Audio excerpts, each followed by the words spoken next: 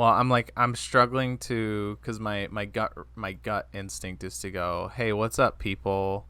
Welcome, like, not, I'm not gonna say the name of the thing, but like, welcome back to blah blah blah. My name Yeah. is this, and like, I'm trying to differentiate this as much as possible by like not doing any of that. But then like, All right, still gotta greet people. I've got it So pulled up and it looks pretty good. yeah, it looks good to me too. Sweet. But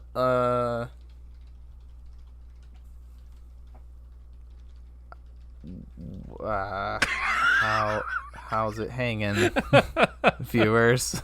What's up? Oh, all two This is of hard. you. It's us. Yeah. I am TJ, And and I'm trying to do this different, but I'm not doing very well. it's somehow more awkward than the in-person episodes. Yeah, it is. Yeah, I guess, you know what? For posterity, for professionalism's sake, we'll be up front. We're doing another one of these impromptu thingies because we missed another week. Oh yeah, I was gonna ask you before we went live. Do you care if I put you on the spot by going? Do you know why? Would you like to explain why there's no episode this week? Oh yeah, I can do that. I can explain why there's no episode this week. I have one word, and that is, well, I guess it's two words. It's a hyphenated word. Failsafe. Failsafe is the word of the evening. We went to record an episode on the movie Green Room, which I think it's also just kind of funny that we're just gonna reference that episode constantly, but never release it because it sounds like dog shit.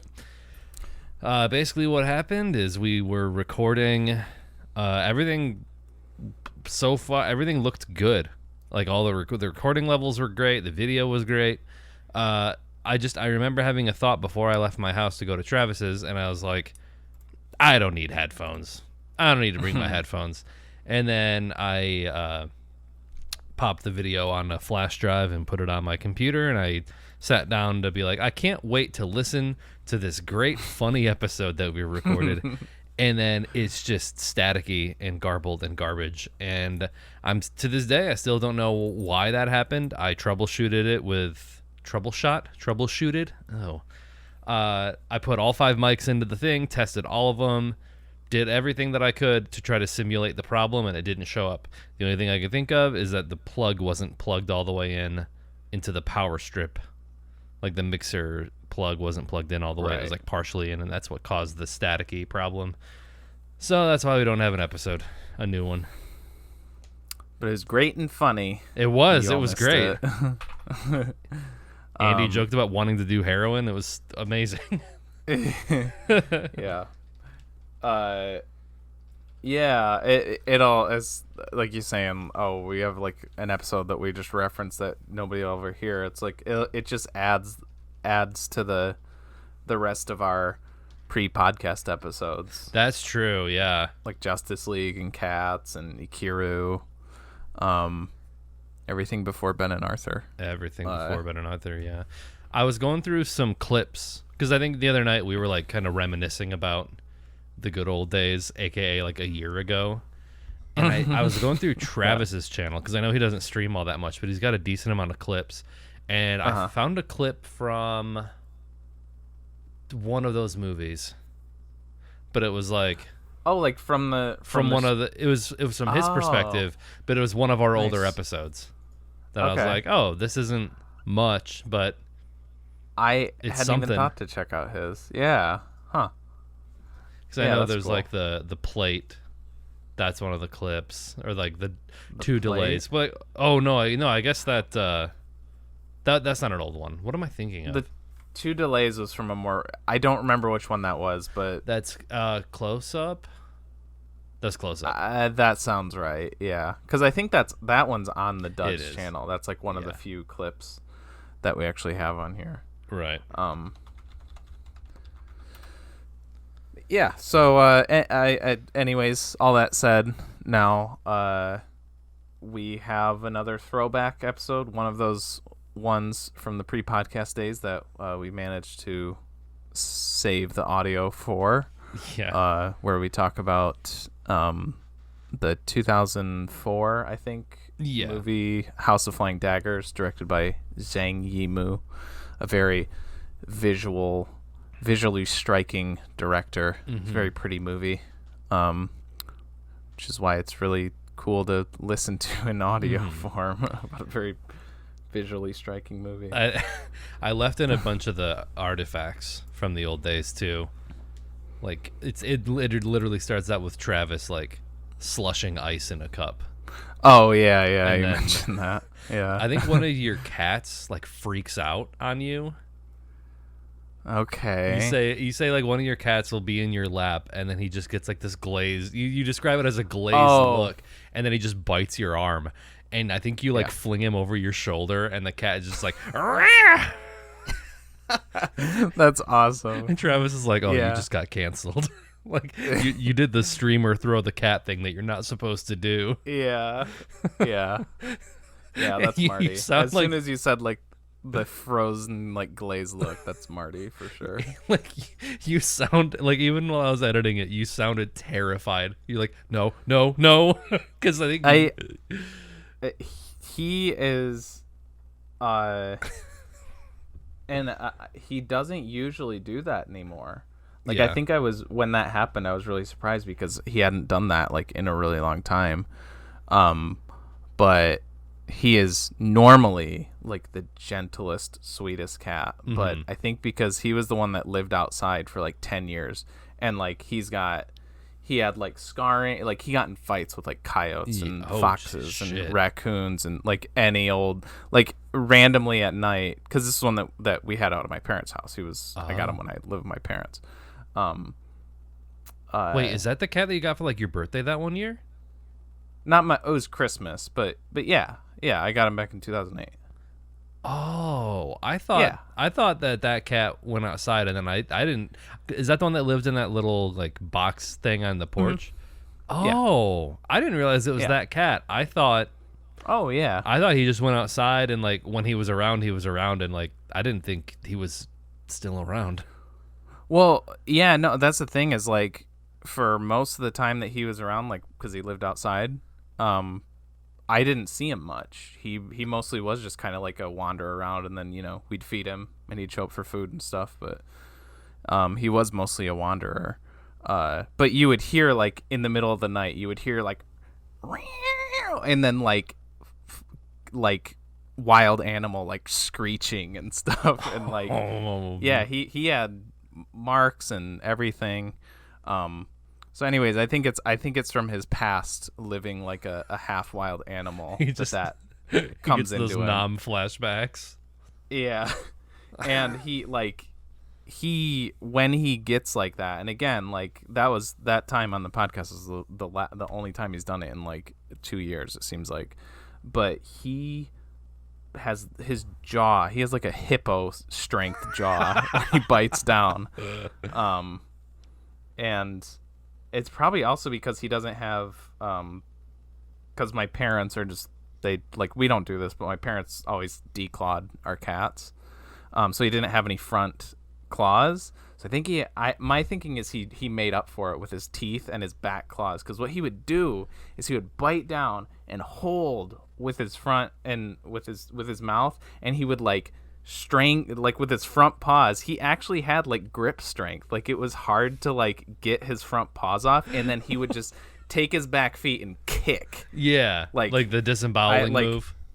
Yeah, like I have like scratches like down my arms. I have a pretty, you can't really see it on the camera, but I have a pretty significant scar I think down I remember the side that. of my hand. You might. It was pretty bad when it happened, and this was probably when I was still in high school. Jesus. Yeah, down the side of my hand from him. So that cat lived outside for like a decade, out in like the middle of nowhere with Pretty no much. front claws, and still, holy shit, kicked ass. Yeah, I know. He's damn. like, yeah, and like he's got such a weird, like, it's funny because like he looks really like sickly and gangly, but I think he's like totally fine, and he's like 13 years old now, 14. And I always make jokes that he's gonna like outlive me. He's gonna be the last one living in this house. But yeah, he again. I don't want to paint him in a bad light. Most of the time, he is a super, super sweet cat. It's just he's still a little scary sometimes. Yeah, he's earned it though. Yeah, for sure.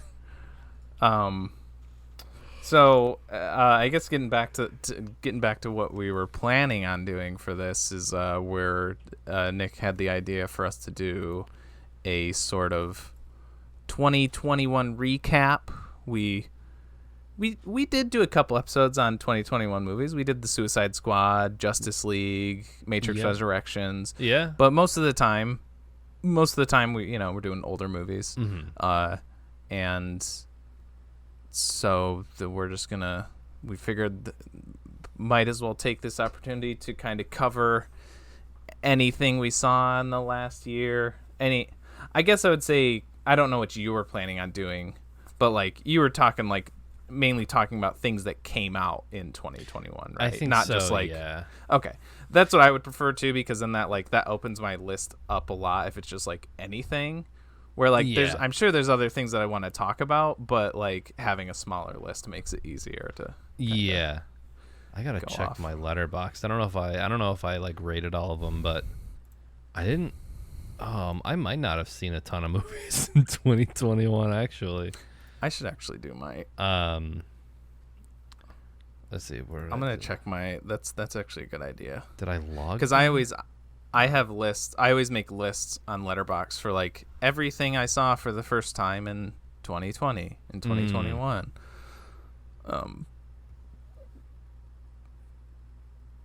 Yeah, a lot of this stuff is old. Oh shit! Yeah. I'm bad at Letterboxd. Oh. I'm bad at just like at least like logging everything. Like even if I don't have a review, I wish I would, because I know the movies that I saw in 2021. I saw Old, and I saw. Oh, you did. I saw Old twice actually, with different people. Nice. It wasn't because I was so captivated by M. Night Shyamalan that I had to see it again. I saw Old. I saw Pig. God, what else? I mean, I think Licorice Pizza technically counts as 2020. I saw it in 2022, but it technically came out 2021. So I don't know if that. I would say it's 2021. Some wiggle. There's some wiggle room. Yeah. Let's just do this. Let's do movies released in 2021, and then I will see if I saw them. Well, while you do that, I'll kind of lean in on one of those that you mentioned that I just watched. Pig. I just watched Pig. Oh, I'm very curious what you think. When you suggested doing the like 2021 thing, I was like, oh man, I don't think I've really seen. Like again, I looked at my list of stuff from 2021 that came out, and like, you know, there's stuff that we've either done episodes on or that we have discussed, like Bo Burnham's Inside, or I know I've talked about like Bad Trip was one, because that was just on the last one. Yeah. So it's like I need more stuff that we haven't brought up, and I noticed Hulu had all three of these that were on my list. They're all. It's fun. I thought they were all pig movies, but I have to refine it. But Hulu had all three of these. I'll just say truffle animal related movies that were all on my list. Okay. And I watched all three of them. Those being Pig, Gunda, and the Truffle Hunters. Oh, okay. The Truffle Hunters is actually about dogs. It's not about pigs, but I think I just associated it with the movie Pig and Gunda, it's a truffle thought pig. Thought it was pigs. I gave them all sevens. Different. I think if I had to order them from lowest to highest, it would go Pig, Gunda, Truffle Hunters. Truffle Hunters was really close to an 8. I really enjoyed Truffle Hunters a lot. I liked them all. But I think Truffle Hunters stood out the most to me. Truffle Hunters and Gunda are both documentaries too, I should say. Oh, okay. But both interesting documentaries. So I'll go over those briefly, and then we can kind of go into Pig more, because that's something that we both saw, I guess. Yeah. We can talk about a little bit more.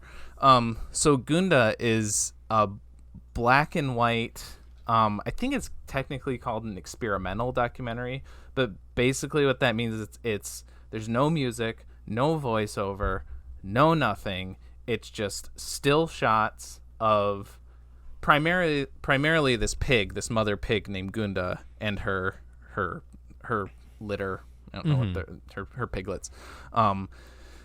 Basically, as they're like from the moment that they're born, pretty much until the ending is that got me. I kept like comparing all of these movies too, because I'm like, okay, because I went into them all thinking like, okay, these pig movies, I got like, so it's kind of like weighing them against each other. And I would say that one out of all three of these got the like most emotional like reaction out of Gunda me, did, which is surprising, because it's again no dialogue, no nothing. You're just with these pigs for like an hour and a half, and then like it'll cut away, like there's this like it follows some chickens for a little bit, and then it'll follow some cows for a little bit, but most of it is this family of pigs. And she like grows, well, I don't know how long, because they're not like adults, but they're like, they're bigger piglets by the end. And then the end of it is like you see a crate on like a tractor or something come in, and then you don't see it. And I mean, it's not like it's violent or anything, but like they load all the piglets on and to be sold at auction or whatever, because they're farm pigs. So that's what it's like. The movie itself isn't very like, until then, isn't very like sad, other than like it all has this underlying current of like, these pigs, these chickens, these cows are all gonna be meat, essentially. When you think about it. And that's where it really hits you, because like then what it does is it's that shot. You just see, all you see is like, you see the doorway of their little pig pen that you see this shot a lot in the movie. Like the opening shot is literally like 5-10 minutes of, and this is what I mean, how it's like where it gets kind of like experimental, I guess, a little bit, is like it's literally just like a static shot of this door and this pig's laying in the door frame, and when it starts you're like, wait, is this pig dead? It's like, oh no, she's actually giving birth. And then like you see the piglets kind of like crawl out, and then to like go inside, and it gets really into, like, I don't know how they get some of these shots really. I mean, I guess like they're animals, it's not like they have to like get consent or whatever, but like the way that the animals like don't really react to the camera in a way, where you think that they would maybe. And so anyways, it's this shot of the doorway. You see the box move up, and then it's there for like a minute or two, and then it goes away, and then Gunda is the only one left, and it's probably like a 15-minute shot of her just walking back and forth, like around the little, like her little yard. And like at first she's like like making like oinking noises just constantly, and then it like slows down, and she like goes back and like looks in the pig pen, and then she like goes back around, and then she looks back, she sticks her head back in the pig pen, and like, oh man, it's like it was really, I was like, fuck, dude. It was really heavy. It's like, man, it's making me feel for these pigs. Yeah, that's I'd like to think that after they got that shot, the truck just came back and gave her all the pigs again. Yeah. That. Like I was gonna say, Pig has the movie Pig has a pretty, like, I would say, hard hitting ending, but like that's just hard hitting, and it's like very real. Well, I mean, not to say that that's not, like, I mean, the reason for the sad stuff in Pig is also because of humans, but it's like, okay, I guess I'll say at the beginning of the movie, maybe like 15 minutes in, one of her piglets is like, it's like the runt, and it's not getting, you realize it's not getting, it's not feeding, so it's weaker, it's smaller, and I guess this is a thing that pigs do. And I was actually kind of shocked because like I like that they just showed it, but I mean that's how the movie is. She crushes it, like she kills it, and I guess that's a thing that animals do. And like I remember watching that being like, that's fucked up. Obviously, like you see, it's not super gratuitous, but you can kind of see like underfoot, like it's a little. You see a little bit of the stuff, and it's like that's fucked up. But the ending is so much worse because it's people doing it, right? It's people taking her animals away. It's like we as humans should be stewards of the earth to all the other animals in the animal kingdom. So when we take our advantage and like, you know, just as the whole meat industry and everything, it's like it is, you know, vegetarian veganism and blah blah blah, but like that's why like as like gross as her killing her piglet was at the beginning, it's not like it didn't strike me as much as the ending because it's just like that. Well, that's not fair. Like, those are her kids. It's like completely different angle. But I remember seeing somewhere that like I think it might have been like the Cincinnati Zoo. They had to close a chimpanzee exhibit, and the reason that they told the general public was that one of the chimpanzees it had given birth and it was a stillborn, and like the chimpanzees and the sign said that the chimpanzees were mourning the loss. But in all actuality, the chimpanzees had torn it apart and were just throwing it around the cage. Holy shit. Because chimpanzees are just ungodly, just like brutal and savage. But like, that's awesome. Like telling the public that they're mourning the loss, but and they just throw it. Wow. That's awesome. Actually, there was like another monkey story real quick that was like, it was going around on Twitter, but it was about John C. Reilly. I don't know if you saw this. He was talking about he was talking about the monkey in Walk Hard, the Dewey Cox story. Okay. Yeah. He says my worst experience with another actor was in Walk Hard, the Dewey Cox story, with Willie, who happens to be a chimpanzee. We did a scene where I kiss him. In the first version, I'm saying, no one understands me. You're my only friend. I have this real heart-to-heart talk with the chimp. And Jake Kasdan, the director, was like, it's almost too sweet. Maybe you should get mad or something. And I did a take that ended up in the movie where I go, I'm sick of all this crap. All you care about is fruit and touching yourself. And I got up and stormed off, and I thought, whatever, he's a chimpanzee. He's not going to notice what I do from take to take. I came back, and the look on Willie's face was heartbreaking, this shocked, hurt look. And I was like, oh, Willie, I'm sorry. He was a little tentative at first, and then he reached out and wanted to hug me, and I hugged him and said, it's okay, it's okay. And we did the scene a few more times, and I'd yell at him again. Eventually, he started to understand, oh, it's like a game. You do that. He even started to play with me and shows his teeth like, I can be angry at you too. But by the end of it, we were really great pals. It was sad to see him go. That's awesome. It's just like John C. Reilly he's so good. That's awesome. But just like to hear that about like how smart animals pigs are smart. Pigs are so smart. Yeah.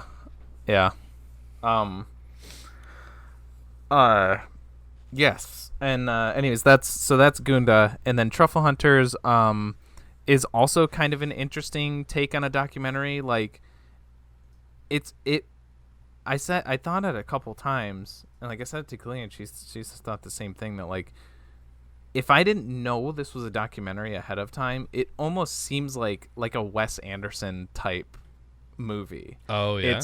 I should say it's a lot lighter than Pig and Gunda. It's not that there is some kind of like moments that make you like go, like, but for the most part it's a very lighthearted and like fun documentary. And it's like, again, most of the shots are just like static, just straight on, but you're following this. It's not like a group. Like they're not all like together. They all know each other, but you're following like a bunch of like old men who who hunt for white alba truffles with their dogs in northern Italy.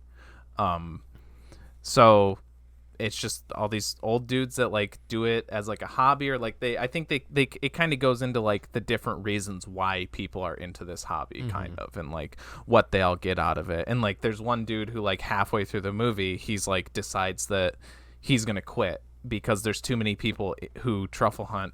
He's like the main reason I'm quitting is because of greedy people. Nobody likes to just go out in the woods with their dogs and hunt for truffles. People just do it for money. And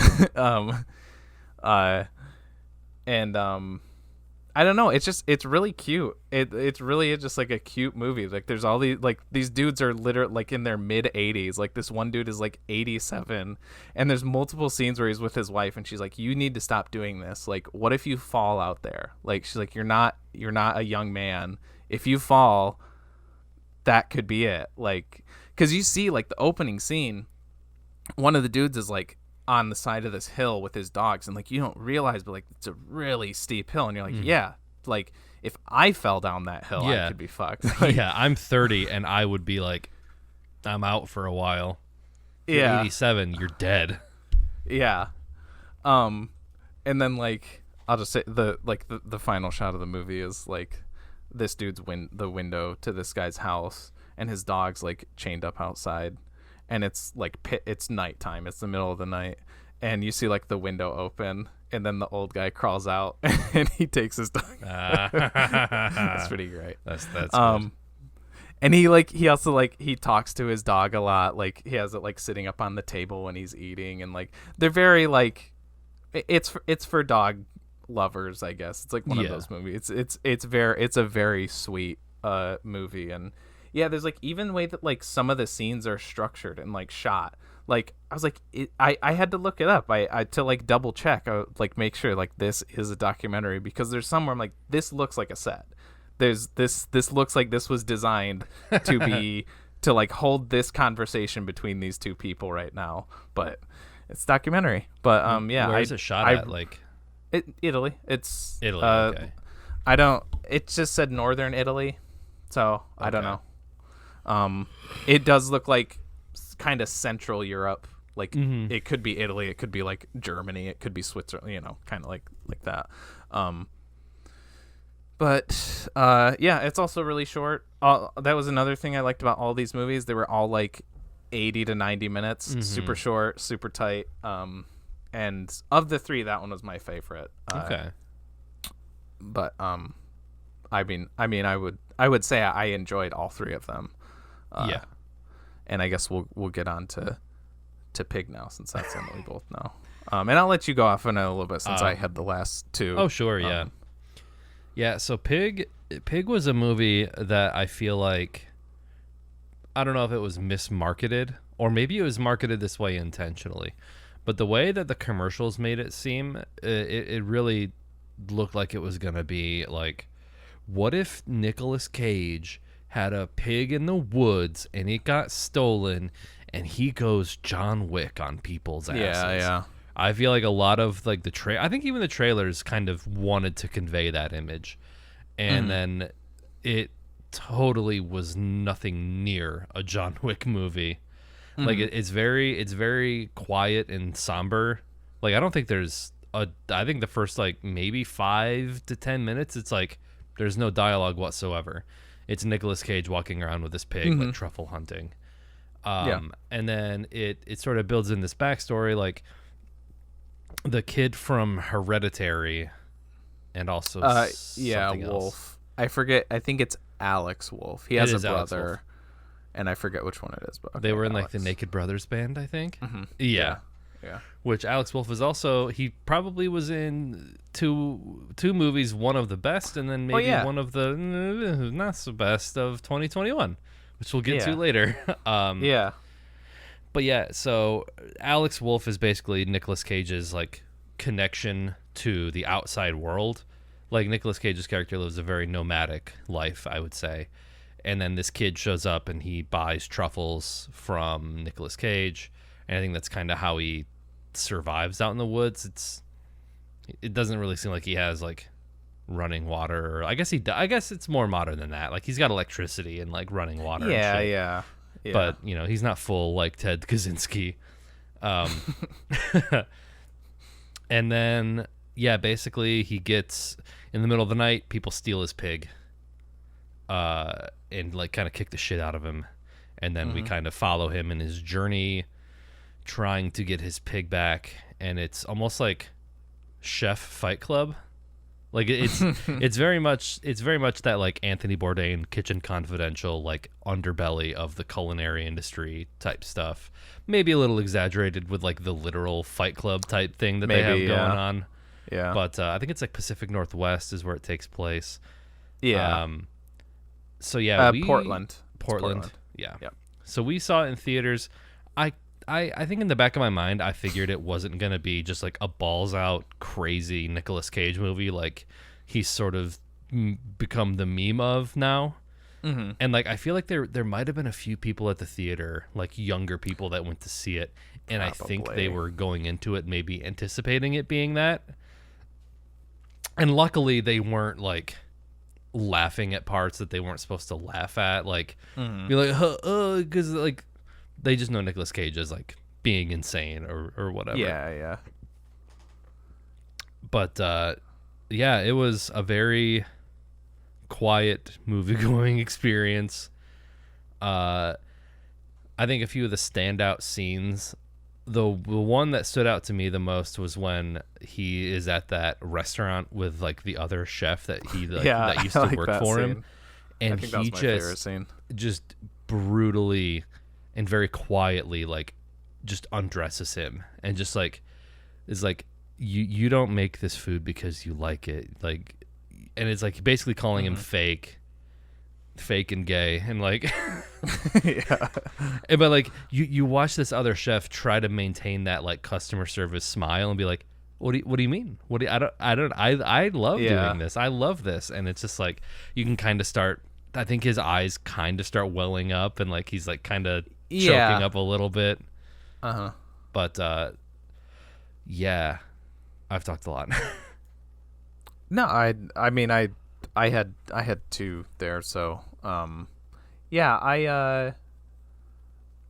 think that one was my favorite scene. What was I gonna say? Oh, so I think between you and Andy, and then I don't know, maybe just what I'd surmised from like the after it coming out, like me going into it I knew it was subdued. Like I think maybe at first I heard, oh, it's a revenge thing, but then like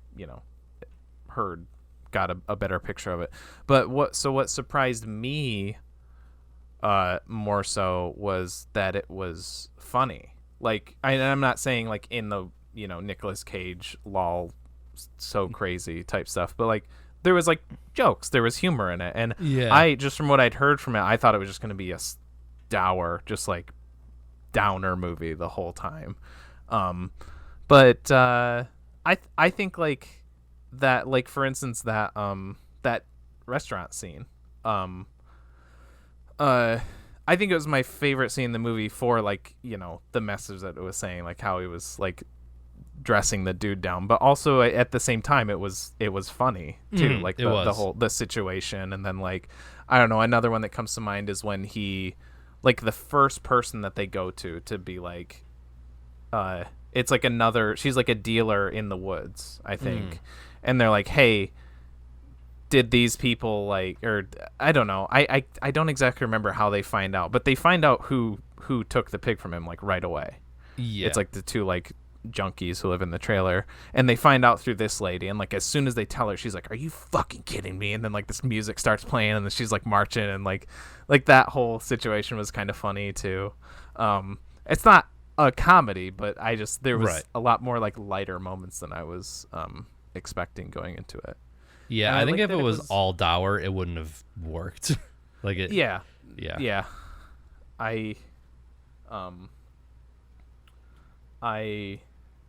I thought it was gonna be one of those where like I was gonna finish it and be like, whoa, I don't know when I can watch that again. But like, I watched it and I was like, all right, yeah, okay, I could do that again. Yeah. And I liked how it was it was almost like a buddy movie too between those two. That was another thing I didn't know. I knew Alex Wolff was in it. I kind of knew his role, but I didn't know he was like basically gonna be in it pretty much as Nicolas Cage. I feel like it juggled all of those storylines very well and introduced them very well. Like you get the main storyline of him trying to get his pig back, but then you get, oh, he used to be in like the culinary world and has a reputation, and like all that entails. He has connections still, even though he's like been this nomadic guy in the woods. And then you get the storyline with the Alex Wolff character and his dad, which it ends up being his dad is like the one that wanted the pig. He's the one that he basically hired the people to rob him. And I don't know if his intent was, he might have just wanted to stop Nicolas Cage from, like, I think his intent wasn't more like, I'm going to use this pig and then I'm going to know where, because like you could have like the best truffle hunting pig in the world, but if you don't know the spots to look, it's useless. Right. So there's kind of a line that, you know, because like spoilers, there's a point where Nicolas Cage just finds out that like they just killed the pig. Yeah. And he's like it wasn't even about finding truffles. Like he was like, I was better at finding truffles than the pig was. It was like his companion. Yeah. Yeah. Which I had assumed the whole time. I wasn't, when that line came about, that was one part I was confused on. I was like, was I supposed to think he wanted it because of like the entire time I didn't think that he wanted it because for money or for anything like that. I was like, yeah, no, of course it's his pet. And man, I like, it was made like jokes about how like Garth is like a pig or anything, but like that pig reminded me so much of him. It was like orange and fluffy and same like body type. Yeah, that was a cute pig. Yeah, it was. But yeah, I think it was also more for Adam Arkin's character, the dad, of Alex Wolff. I think more than anything, it was to stop his son from essentially challenging his throne or whatever. Yeah, and it's just, you know, Nicolas Cage and the pig were just like bystanders, or like they the were middleman almost. Yeah. So they had to be dealt with, I guess. Right. And like I know it's not like super clever in retrospect, but it still got me when we were watching the movie. But the fact that like and again, you almost expect it to be this violent, bloody ending where he goes and confronts the dad, and then oh, you killed my pig, and then you think he's gonna like, I think there's even like a scene where like he pulls a knife out of the knife block, and you're like, is this about to get like, yes, almost like, you know, like Once Upon a Time in Hollywood, or one of those movies where it's just like slow burn, burst of violence. And instead he cuts him emotionally, and he makes, what was it, like, it wasn't the last meal that him and his wife had, but it was like the first meal. Yeah, maybe the last meal that he cooked for him, or I don't remember. Yeah, it was some significant meal. Yeah, because like I think the wife is like in the hospital. She's not dead. I think she's just like terminally ill in the hospital. And so Nicolas Cage is I think because the son said that she killed herself, I'm guessing it was a suicide attempt, and she's like in a coma or something like that. Yeah, in a vegetative state of some sort. So Nicolas Cage's character makes, I think it was their first dinner, like one of their first dates. Yeah. But he cooks it exactly the way that it was cooked. Serves like, it's like the same bottle of wine, and it's like this like 75-year-old wine or whatever. And like it was one of those things where it was like I realized it at the same time that the character realized it. I don't know. It was very effective for me when like the dad like takes a bite and then he just kind of stops, and then he kind of has a little breakdown, and I'm like, oh shit, he made them the meal that they had. Like, yeah, it was a good payoff for me, at least. I didn't see it coming. Yeah, I think I mentioned this when we talked about Green Room too, where although I like Green Room more, I guess, but that like, hey, I didn't even mean to do this, but we were talking about like referencing an episode that isn't going to see the light of day, but I guess for context, I gave it an 8. But I didn't have I don't even know if I said this on the episode, so this would still need context, I guess, regardless of if that had went up or not. But I think I said like I didn't really have anything negative to say about it when it came time to do our reviews, to do our wrap-ups. But it was like, but it's not any higher than an 8. And that's kind of how I feel about Pig too. It's like I don't know. I didn't have any major issues. I guess like if I did, or it was maybe a little,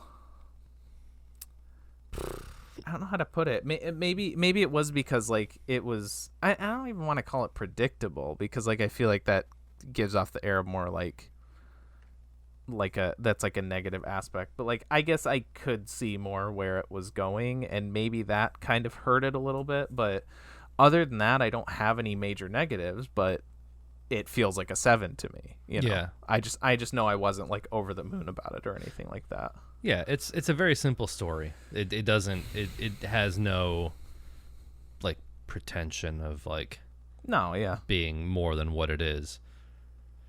I really liked all the like that I didn't know at all. I mean, I knew it was a truffle hunting pig, but I didn't know at all it was going to be so like cooking oriented. Yeah. Like the whole the climax, I guess, if you will. Well, no, I guess the climax would be the dinner, but like the whole like build up to that is them like making food. It's like an episode. It's like an opening to Hannibal or something like that. Yeah, like one of the episodes of Hannibal. Very like artistically done shots and like pretty like I don't know, just the way it was like framed and shot. The cooking scene reminded me a lot of Hannibal, the TV show. Yeah. Like it's just like he's in a dark room grabbing a loaf of bread. Yeah. He's gonna make baguettes. Yeah. And just like the way that they like laid, I think it was like quail or something is the word that they use. The way that they like laid it down on the plate all like soft and carefully and stuff like that. I think maybe that's why it did resonate with me, is because I like that. I was wondering. Like, yeah. I was like, oh, I know these things. Yeah. That's an industry that I know fairly well. Yeah. I think what elevated it the most for me, and maybe I'm a sucker for it, but the thing that I think really was like the twist of the knife was the Bruce Springsteen cover at the very end of the movie. Oh yeah, that's right. I had to look that up. I knew this song, but I could not for the life of me remember who sang the original one. Yeah, it's "I'm on Fire." Mm-hmm. Yeah, which is like that's I don't know a ton of Bruce Springsteen's, like I don't know a lot about his music. I know basically like the top 40 hits, the big stuff, "Dancing in the Dark" or whatever that song is. But I knew that one because John Mayer covered it. But yeah, so again, spoilers for the ending of Pig. He ends up, just after he emotionally destroys a man by feeding him, he goes back to his little cabin, and it's kind of alluded to at the very beginning that like his wife died or is not around anymore, and it kind of started out with him like putting in a cassette and you can hear her talking, and then it gets to a certain spot and then he stops it. And then, like, I think the events of the movie take place. So he finally goes back to the cabin. He puts the cassette in, and it's, I don't know if it was like a birthday thing. I think she's like, "Happy birthday," whatever. And then yeah, that might be it. It's like this like acoustic cover of I'm on Fire by Bruce Springsteen, and then the credits roll, and it was just like, oh, why'd you have to do that to me? It's just because it's a very somber ending. It's a very somber cover of that song that kind of is just like a little dark and sad anyway. So Yeah. for me, that was just like, yeah, that was the twist of the knife that I was like, okay, this is like a great movie for me. Yeah. I even like all three of those main dudes too. Like I always like Nicolas Cage. Mm-hmm. I like everything I've seen Alex Wolff in. I like him. I'm pretty sure. Yeah. Which is only a few things to be fair. And then Adam Arkin too, the guy who plays the dad. Yeah, I So. think I looked him up, but I don't. I'm not entirely sure where else I might have seen him in. He's just one of those guys. He's in Northern Exposure, if you ever watched that. I've always heard reference to that show. Is that a movie or a show? It's a show. I've only seen like the first season or two, but that's like one of Kalia's favorite shows. Is that It is really good. I do want to keep watching that show, but like I don't even remember how we watched the first season, but Yeah, is that what? I don't know why Justified. I associate that with like Twin Peaks. I guess it was around the same time. You know, the same time, and it's kind of like same climate, same kind of. It's not. It's more of like a comedy, I guess, or like a dramedy, but it's pine trees and mountains, waterfall, like that kind of like alpine-y look to it. Yeah. Maybe. And yeah, like right around the same time. Yeah. But Okay, yeah, much he's in a like bunch of stuff. lighter show. With a great soundtrack too. Okay. That was one of the things that I remember the most from it. How many seasons did that show go for? A few. I want to say like 7 or 8. Oh shit! All right. But yeah, we only watched I've only seen the first. 6. It went 6. 110 episodes. Okay. Yeah. Okay. Speaking of no transition, I was gonna say we could either transition with an animal movie, which I've got one, or we could do the Alex Wolff transition into old. ooh, I guess let's do old since you said it. I'm wondering what the animal movie is, but let's do old first. Okay. Did you see old? I haven't, but Okay. go ahead. Maybe when we put this on Twitch or YouTube. Well, it's just, I guess it's already on Twitch. When we because when we put this on YouTube, maybe like when you're editing it, you can put the movie picture like in the corner or whatever. Oh yeah, could do Yeah. that.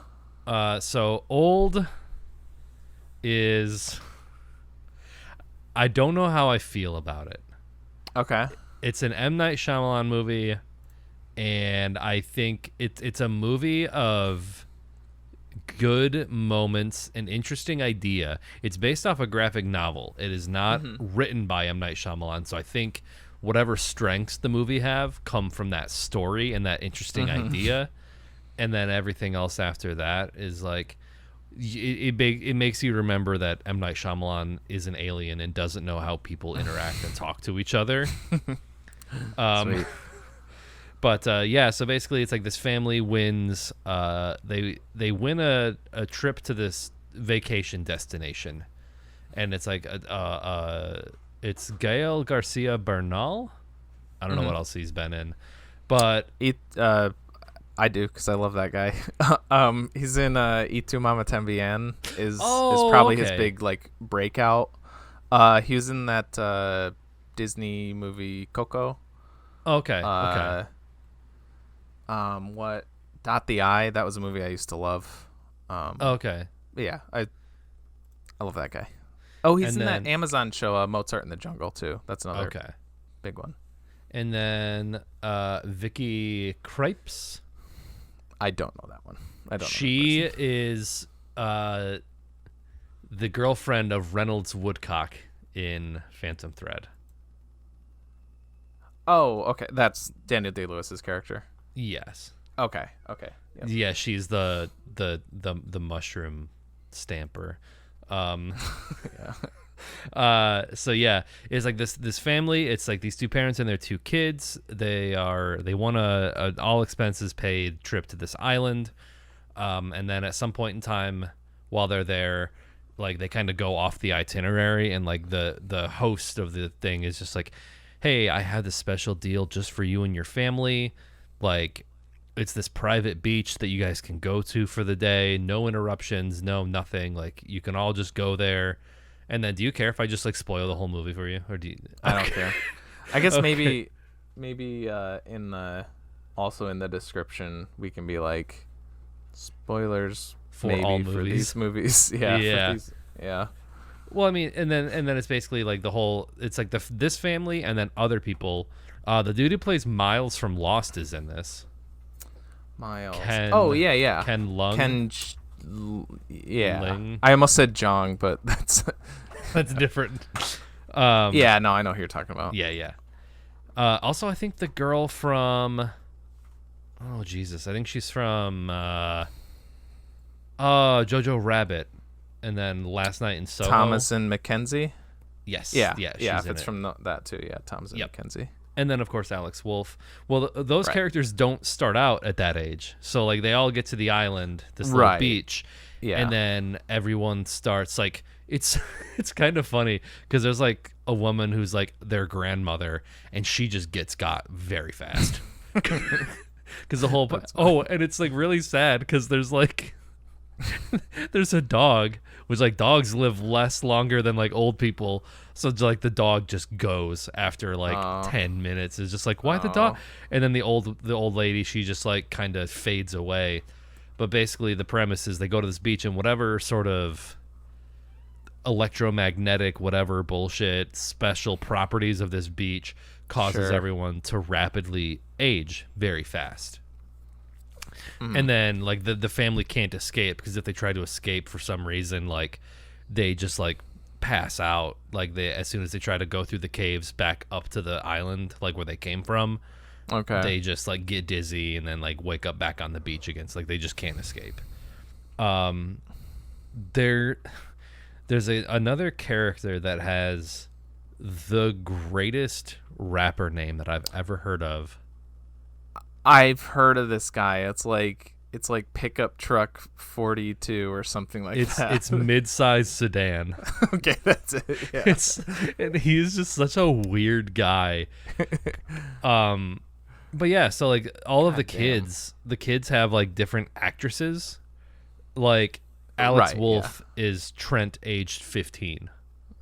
Like, and then Okay. Thomasin McKenzie, she's like Maddox, aged 16. Because they start out as little kids, and then, like, I don't know, they're just like, why is my child like taller than me now? Yeah. But then there's like this guy who's like a doctor. And so basically, long story short, everyone who was on the beach was pre-selected by this like shady organization. And what they're trying to do is find cures for different diseases. And I think like when the family shows up, they give them like a platter of like drinks and food, and I think they're like basically giving them like medicines that they've been working on. Because it's like Vicky Krebs, the mom, has like a tumor in her stomach. The doctor on the island is like has early onset Alzheimer's. Miles from Lost's wife has like seizures. And so because of the way that the beach works, it advances those disorders and diseases faster. And so basically they're all just like unwitting guinea pigs, as like this island basically like enhances all of the, like the doctor is just Yikes. like and there's like a really just brutal scene where like the mom's stomach has like the tumor starts growing faster because she's on an island that makes her older, and they have to do like emergency surgery, and they try to like they cut the incision and it heals up immediately. And so they cut the incision, and like the dad has to like hold it open so he can cut out the tumor. And it's just like, and it's like the way I'm describing the movie, it doesn't sound terrible. I don't know. I don't think it. There was like one incredibly funny moment where like they're off dealing with something else, and Alex Wolf and like another girl on the island, they're like teenagers now.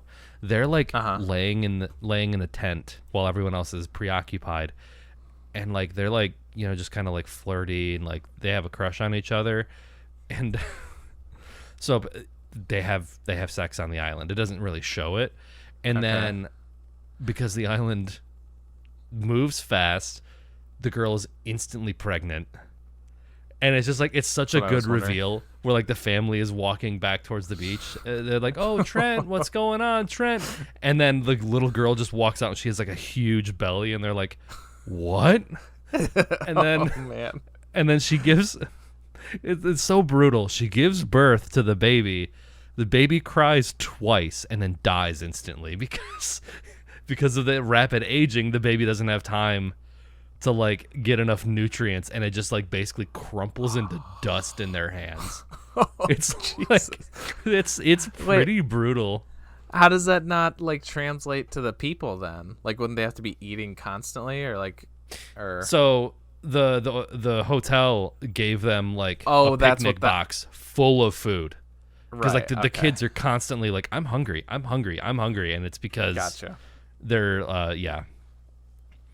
I feel like with how fast, how long does it take place over? Is it like just hours, or is it like a few days, or I think it's like a couple days. couple days? Yeah, they find It's like you'd they literally find have to be eating like yeah constantly yeah and shitting constantly. Do they do that? they too? don't show that. Just as soon as they eat anything, it just and just, Yeah. they just shit it out. No, oh, that would be funny. But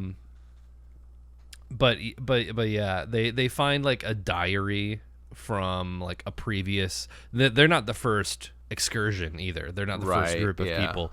So they find a diary Okay. that kind of like names of people, their addresses, and like what happened to them, etc.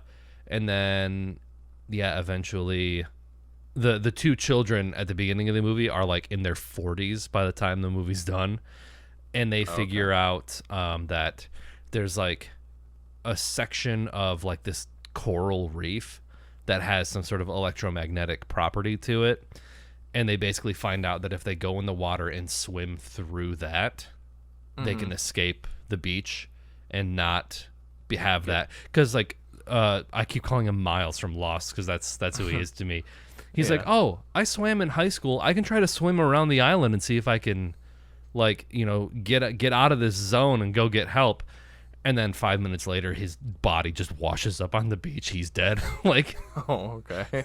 they kill There's one character death that's it's so brutal. I forget how brutal this movie is, because like the pregnant girl has a mom, and she's like this. I would say like Karen. That's her kind of archetype role. Okay. Like bleach blonde, like super skinny Paris Hilton. Like, honey, don't hunch over. You're gonna be a hunchback. Like, stand up straight. Like one of those types of ladies. And like she ages fast, and like she gets uglier. Like she just gets old. And there's like a scene where the two children are like in the caves, and like she's like, don't look at me, and she's like a monster.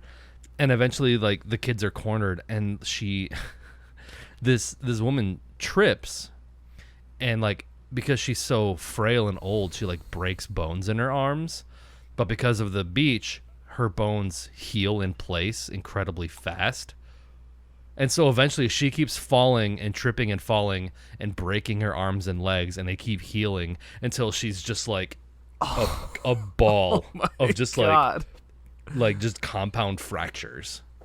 Damn. Yeah, that sounds like a Junji Ito type. Yeah, it kind of horror. is.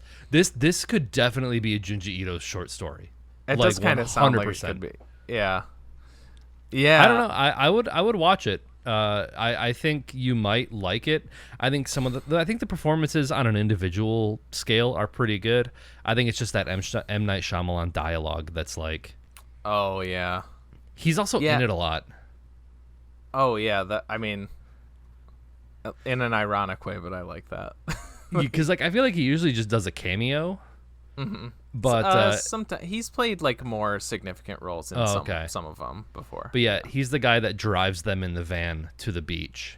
Oh, okay. And then he like they kind of see him up at the top because it's like this beach, and there's like surrounding walls, and like they see like light, like a metal reflection, and it's M. Night Shyamalan up there like watching them and taking notes. Okay. Huh. But yeah, there's some pretty brutal character deaths, some pretty interesting character deaths that again I'm pretty sure rely heavily on the comic book source material and not from M. Night Shyamalan's mind. Yeah. There's like, and who knows if this was his like changing of the story, or if this was in that originally, but like to me it's like, yeah, a lot of that kind of like what you said, like individual moments sound neat, or like again the concept is cool, but it's like when you were describing and I'm sure if you went into more like the dialogue, or if like I like looked at more like the lines from it or whatever, I'd feel the same about that too. But like when you were getting into like why they're like experimenting, like trying to secure, that was where I was like, that's kind of dumb. That's kind of M. Night Shyamalan-y. Yeah, like it's almost, it's not really a post-credit scene, but like after like the two kids escape, it cuts to like a laboratory, and they're like the one woman who was having seizures. They're like she was aging so rapidly that her seizures she only had seizures after like 15 minutes, which is 12 years. That's the longest anyone has ever gone without having a seizure on the island. And so like they have this like temporary cure that can like fix people from having seizures, like extend their life. So it's almost like this sort of morally ambiguous like they're basically putting people on this island against their will, and they're like all dying. But it's like, do the ends justify the means, where like maybe they'll solve cancer because of this rapidly aging island, or so it's like kind of one of those deals. Yeah. Yeah, I'm sure I'll check it out eventually at some point. Just if anything, watch it for like those deaths. They're so brutal. Yeah, for real. Yeah. So I would give it. I'll give it a very light. Either like a 5 or a very light 6. Okay. Is where I'm sitting with that one. All right. Okay. Okay. Dagan said he's not gonna be on. Okay. So I guess I still don't know if I'll go into. I'm trying to think of what I want to do next. I'll do one of those that I was gonna talk about with him. This is actually one that I kept wanting to do during our Halloween month, but I kept putting off because I wanted Dagan to be on. But then like he kept like something, I don't know, he just ended up like not being on any of those. And I guess since it happened again, I'm just gonna do it. It's kind of funny because it's not even like an amazing series really, but I had a lot of fun watching it. And that's the Fear Street trilogy. It based on a R.L. Stine book series, a la Goosebumps. So the Fear Street book series is it's a lot like Goosebumps. It's a bunch of like disparate spooky tales, but the movie trilogy is one story pretty much. And I think they all came out like a month apart earlier this year, so they're all 2021, all 3 of these movies. Okay. So it's almost in that sense more like a mini series if you think about it, but at the same time they do kind of feel like distinct stories. And yeah, I think I want to say I gave them all respectively. Like I think I gave the first one a 6, the second one a 6, and then the third one maybe a 7. But that said, like I could easily see like watching these again next October. I think they were really fun. It felt like I was watching Goosebumps or something, like in all the good ways, without being too like hey, remember the 90s? Yeah. Because I guess to give a broad scope of the story, because it is kind of hard if you get into the it's like complex but not. But basically, like, the first movie is Fear Street 1994. The second one is 1978, and then the third one is 1666. So basically, the first one in 1994, it kind of sets up the story, the whole the conflict, and then 1994 kind of works as a frame story for the next two movies. So the next two like begin and end in 1994. And it's like, again, it's a pretty basic thing. Like, there's this a pretty basic, I guess, like Goosebumpsy Are You Afraid of the Dark type thing, where like there's a town and there's like this old witch that like put a curse on the town, and but what happens in this is that it's interesting because it's very like cartoonish in this sense too, but also it feels very like natural. But like there's this town. I remember there's one town I think called like Sunnyside or Sunnyvale, and then the town that Fear Street takes place in, I can't remember the name of. But basically, they're these sister towns that they're like right next to each other. But Sunnyvale, that wasn't the village that was like part of the curse, is like very prosperous, very affluent. Like, everybody's, sunny. And then the place where the curse is, it's very like grimy and grunt, and like that's where like most of the story takes like place. Parks and Rec. Yeah, kind of. Yeah. And basically the curse of that like the witch did is like every so often, I don't know if it's like every 10 years or every 20 years or if it's just kind of like random. It's basically like this town has produced like a massive amount of serial killers. Okay. So like they go back and like they all kind of have their own. They don't go into like every single one, but basically ever since 1666, essentially, there's been just a slew of serial killers every generation or so that comes out of this town.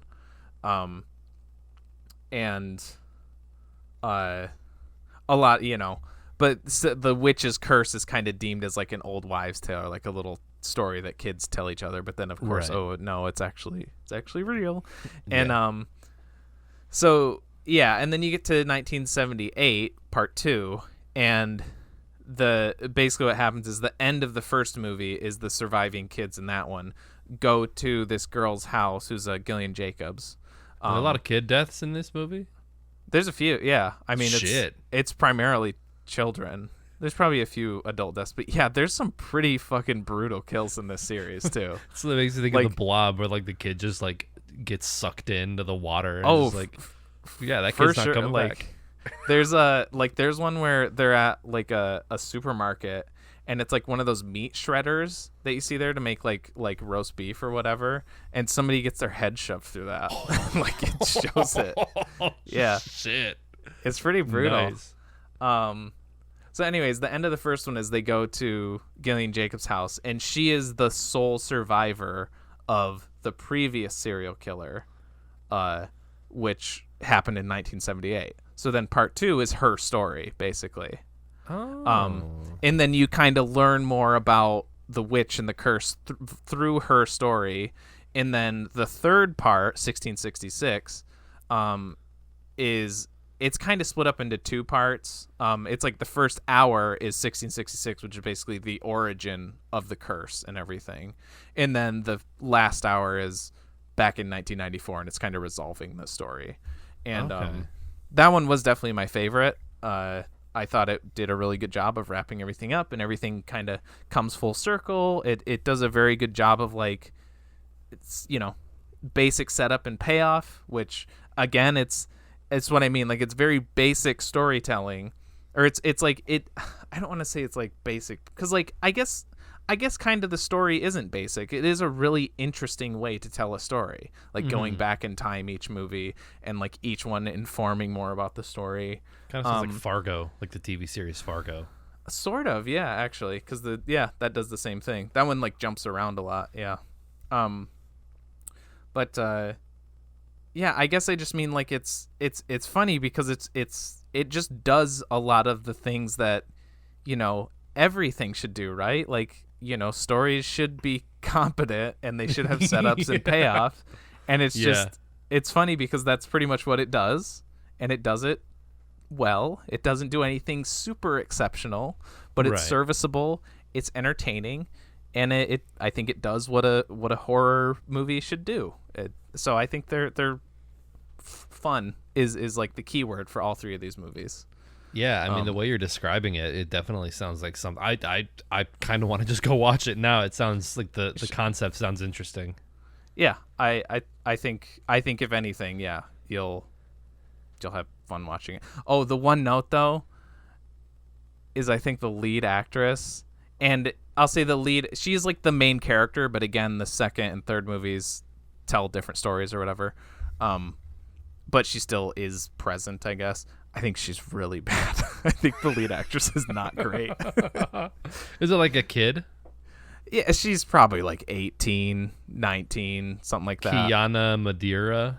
Yeah, that's it. Oh, is Dina Johnson? Yeah. Oh, oh no. But I think pretty much everyone else, though, is pretty good. Like, she was the only one I really had any complaints about. She's no Saxon Charbino. Yeah, no. No, that's the thing, is she is exactly a Saxon Charbino. Oh, okay, okay. Oh, man. And then, oh yeah, the second one, the lead character is, she's in the redhead from Stranger Things. She's solid. Oh, yeah. I remember really liking, probably my favorite part about that second movie was like her and her sister. They were pretty good together. But yeah, so that's the Fear Street trilogy. Nice. Yeah, that looks interesting. And like, I haven't read R.L. Stine in probably like 20 years. Me either. But I used to read a lot of it, or at least I think I read a lot of like the classic ones. Like Night of the Living Dummy, like that was like my shit. It terrified me, but like I thought the idea was so cool. The one that got me, and it's killing me that I can't think of the name of it, but it's The Mask. The scary... I think I know what you're talking about. The covers, like the green mask with a really scary face and the girl's putting it on. Yep. And I just like that concept of like putting that on. It wasn't even the fact that like... I mean, it was probably partly that too, but that there was like the demonic thing like possessing her or whatever.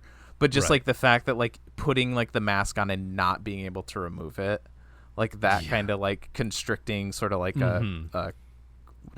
what's the tight spaces? Oh, claustrophobia. Claustrophobic. Yeah. Very claustrophobic feeling. That one gave me. But yeah, I read the shit out of Goosebumps. It's like I don't like remember him super well because again it was a super long time ago. But yeah, I think I remember checking him off in the library all the time. That was like the golden age of like horror media for children, like Goosebumps and Are You Afraid of the Dark? Those just scary like, stories to tell in the dark. Yeah. I honestly can't think of like as far as like children centric, I can't think of anything more like terrifying than those illustrations and for scary real stories to tell in the dark. Like holy shit! I still can see like the cover in my mind. Isn't it like a clown on the cover or something like that? One of them, it's like the profile view of the clown, and he has like he has like a pipe in his mouth or something like that. Yeah, that's what it is. Ew, I'm looking up the images now. Yep. Oh Jesus. Or I don't know what story it is, but the like. With like you talking about the lady? Yeah. Did you ever see the movie? No, but I'm looking. I've seen pictures of the lady before. It was decent. That's kind of in the same vein as Fear Street, where like I would say more so with Fear Street. Like I think Fear Street really hits like, and that's probably why I'm so like positive about it. In addition to the other things that like again, being so long since I had read a Goosebumps, I still like as I was watching it, I was like, this feels like I'm like reading an R.L. Stine book. This is great. Yeah.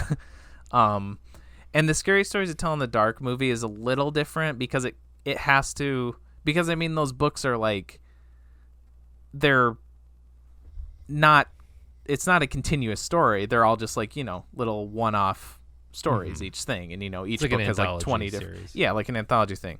And the movie tries to like kind of condense it into a coherent storyline, and it does a decent job. Yeah, I think it's like a, I don't know, like a give and take. Like, I feel like the creature effects are pretty much as good as you're gonna get, but that being said, they're not as effective as they are in the book. But that's because, like, I don't think you can recreate. I think it's impossible to recreate. It's a different the same medium, and it's yeah. Yeah.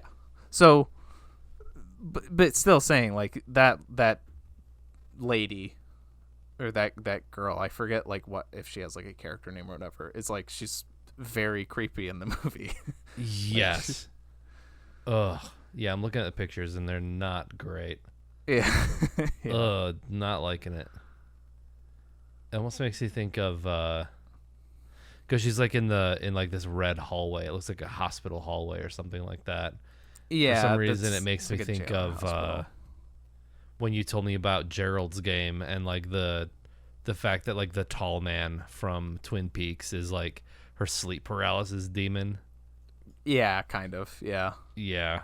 And It's you like just yeah, that movie's really good at that shit. Like it like I remember like the first couple times you see him in that movie, like I think the first shot he's actually in, I didn't even see him. But Kalia was really? like, but Kalia was like, "Oh fuck," or like she like reacted. And I was like, "What?" She's like, "Did you not see that?" I was like, "No." And like so I rewinded it, and he's so like you can barely see him, and that's like what makes it so fucking creepy. Oh. Ugh. Did you ever see? Have we talked about unedited footage of a bear? That does not sound familiar, so no. It was one of those Adult Swim shorts that they aired at like 3:00 in the morning, kind of like Too Many Cooks. Okay, yeah. But it was like, it starts out, it's just like, it's literally just footage of a bear, and then it cuts to an ad, like YouTube style, but the ad is the video, kind of one of those things. Okay. Yeah. And it starts out as like this sort of like generic medicine that's like, now that I've got they don't say Claritin, but it's like, now that I've got Claritin, I'm taking control of my life. And it's like this woman and her 2 kids, but eventually like be the side effects of the drug. And that's like a recurring bit, is at the bottom it'll say like side effects of the drug, but eventually it's just like paragraphs of like if you're getting this symptom, blah blah blah, if you're feeling these symptoms. And it's just like insane. You have to pause it to read it.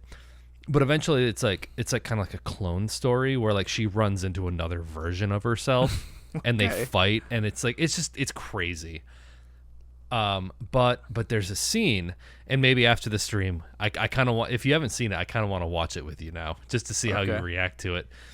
But there's a scene where in the middle of the ad she's like standing like posing, and it's like talking about the side effects, and if you look in the background, it's like kind of in a cul-de-sac.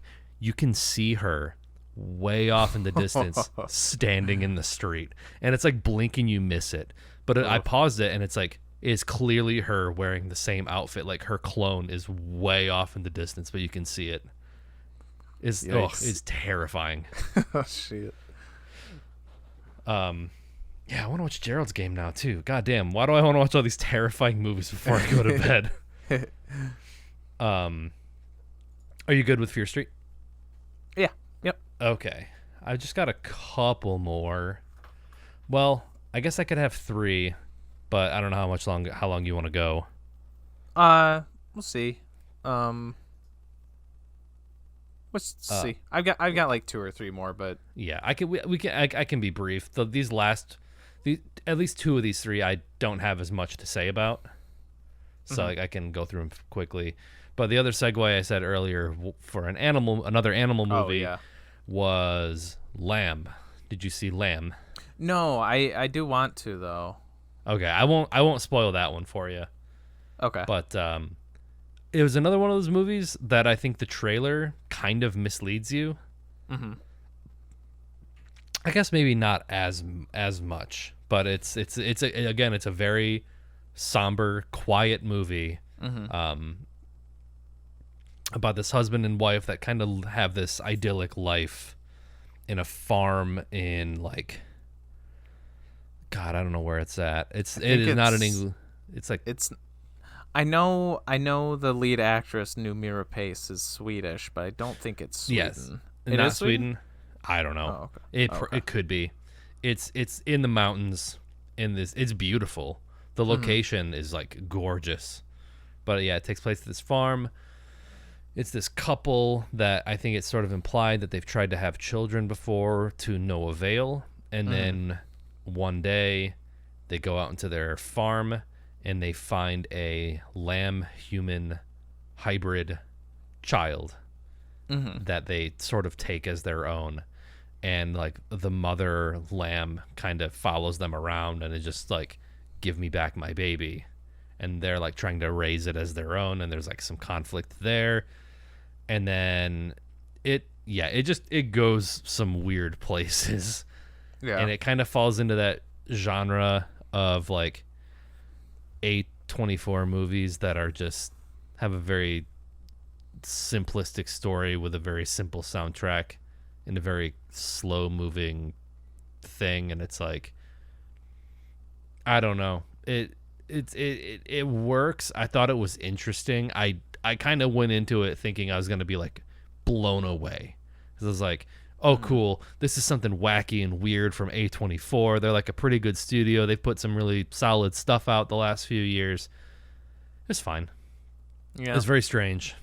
You will not guess what happens at the end of that movie if you try a million times. I'll say that. You will not guess what happens. It is so out of left field. Okay. But yeah, it was fine. Yeah, that's what I've heard from most people. I remember the trailer just really grabbed me, but yeah, pretty much everybody I've seen is like kind of like what you said. Like, yeah. Yeah, Sorry. I feel like it had a lot of potential, or at least the way the trailer portrayed it, it looked like it had a lot of potential. Yeah. Yeah, so I'll do a 6 for that one as well. Okay. All right. Okay. I don't know how to do these because one of them's Spider-Man, and like I don't even know if I really need to talk about that because like everybody's has. So that's one. I'll save that one for the end, and then if we still want to go. Chloe just texted me that it says my nice. Spider-Man and it's Andrew Garfield. Oh. Don't be on your phone in the theater. Yeah, calling you out. Yeah, what the fuck? There's probably no one else in the theater. Yeah, maybe. Well, fuck it. I guess with that lead in, I'll just do it now. Yeah, I really enjoyed it. It's one of those like nostalgia baity movies for sure, and like yeah, everybody knows that the other Spider-Man are gonna be, everybody knows what they're doing, but it's still like, it's more of an Infinity War payoff than a Rise of Skywalker, or Infinity War. Like I don't know. I think of like fan servicey movies, and the big ones are like those cappers to the MCU, the Infinity War and Endgame, and then you have like on the other side Rise of Skywalker type stuff, where it's just references because reference. But I think what Infinity War and Endgame and the new Spider-Man movie do well is they don't just have these things in there because of references. They have them in there because it serves the story and because there's like an actual point to them. And also like fuck yeah, like these are really great characters. Like Willem Dafoe is fucking great as the Green Goblin. Like it's one of the best like comic book villains ever. And like yeah, Especially that's one of the things that people always like complain about the MCU is that they can't that like for the most part, other than like Thanos and Loki, they have a villain problem of all their villains being very generic and basic, and that is not something that Sam Raimi had in those ones, because Doc Ock is a great fucking character, and Alfred Molina does a really good job, and Willem Dafoe is fucking awesome as the Green Goblin, and they do de-aging effects on all those guys. They don't do it with Toby and Andrew. They're like their current age, which is interesting to see, kind of like an older, you know, because Toby's got to be in his mid-40s now. Right. So like an aged Spider-Man. But they do it for the other guys, and it looks really good. Like Willem Dafoe, like, and Alfred Molina, especially. I would say especially Willem Dafoe probably looks the old. He's the most wrinkly at this point, but I think they do really good. They all look really cool, or really really good, really well done. And yeah, it was funny because when the whole time leading up to it and everything, it was one of those open secrets where, you know, all the press and all the interviews are saying, no, Andrew Garfield and Tobey Maguire aren't in this movie. We swear, we promise. But everybody knew that they were.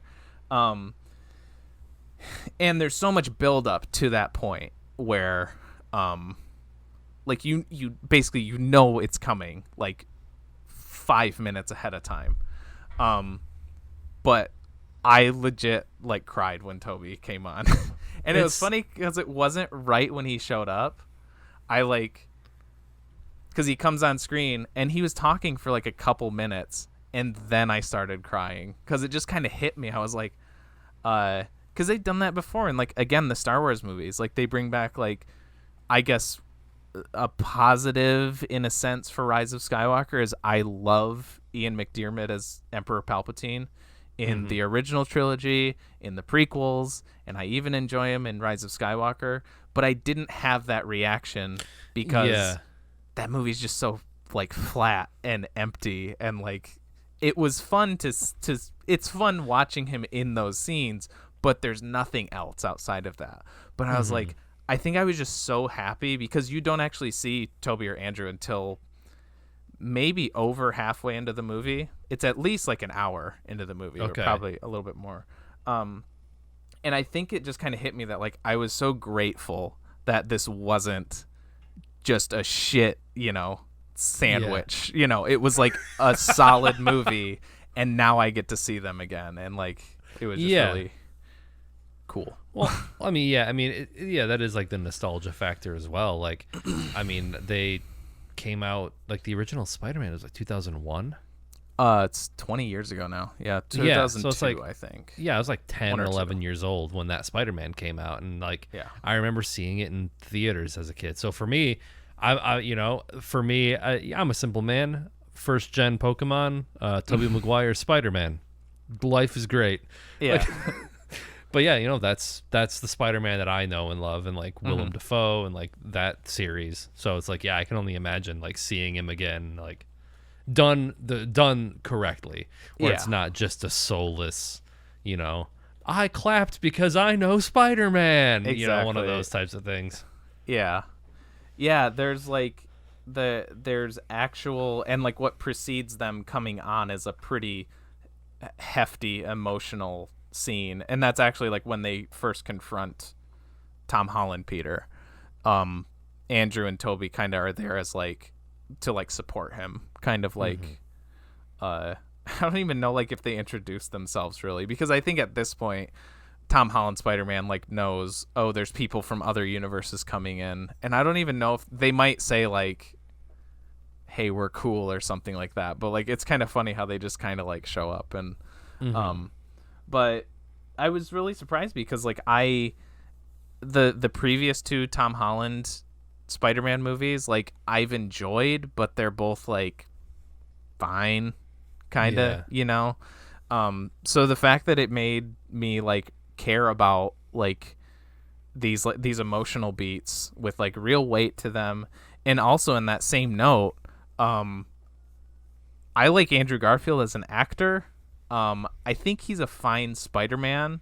I think he's a terrible Peter Parker, and I think his Spider-Man movies are by far the worst Spider-Man movies, like by far. I think they're pretty terrible. But this movie still made me care about his, like, I mean, it makes you care about all of them. I was like, wow, this movie is making me care more about Andrew Garfield's Spider-Man than his movies ever did, which is pretty impressive. But yeah, of course, like seeing all three of those guys like work in like the scenes together was great. Like there's a scene where they're all like working in a lab together. And then, you know, of course, during like the big climactic fight, they have to like they kind of have like a pep talk ahead of time where they're it's basically their scene to riff on like you know, their differences. Like it's funny because like it pokes fun at Andrew Garfield's, like, I think knowing that his movies aren't as well liked as the other ones, because he's very like self-conscious in the movie. Yeah, he's like the middle child. I mean, he is. Yeah. And they call him, they're like, they do their numbers or whatever. He's like Tom Holland is Spider-Man 1, and anyway, Andrew Garfield's like Spider-Man 3 or something like that, and he's like, why am I 3? Like, is that like a reference to like Spider-Man 3, like to Tobey Maguire? Oh, okay. No, it's like he's the third best Spider-Man. I think is what it's gotcha. reference to. And like there's like Tobey Maguire like puts a hand on his shoulder and he's like, no, you're amazing, like, because he's the amazing Spider-Man. Yes. So there's a lot of like that, like, you know, Marvel humor, but it works in that, and it's because the character is very beloved. Like Spider-Man is just such a good character, I think. Like no matter what iteration, it's just the Peter Parker, the, you know, fighting for good type character. Like he's a very good character. So it's fun seeing three of them, you know, with actors, with all three actors that I enjoy, despite how I feel about some of their individual movies. Yeah. And yeah, they play off each other really well. Yeah, I ended up I settled on 8. Okay. I could see that changing up or down on a repeat viewing, but you're riding that high. It was pretty great. Yeah, but also it might stay there. I don't know. Yeah. Yeah. Did I feel like I've seen pictures of it, but did they do the meme thing where it's like all the Spider-Mans like? No, they don't do that one. There was a couple I was really bummed that they left out. They didn't do that, and there was no Bully Maguire. I was really hoping there would be some Bully Maguire references. Is that like the Spider-Man 3 where he's like all emo and shit? Yeah, that's just Maguire. That's just like the general term for like any that's like good. The emo hair and like the dancing to James Brown and stuff. Yeah. Yeah. Oh God. But there's like they poke fun at like other things, like because Sandman's like the villain in Spider-Man 3, well, one of the villains, and then Sandman and Electro are talking, and they're like, how'd you get like this? And he's like, oh, I fell into a particle accelerator and I got turned into sand. And then Electro's like, I fell in a vat of eels and got electrocuted. And they're both like, oh, okay. Like they both like react to each other's stories like, that's really stupid. Like and like unbelievable.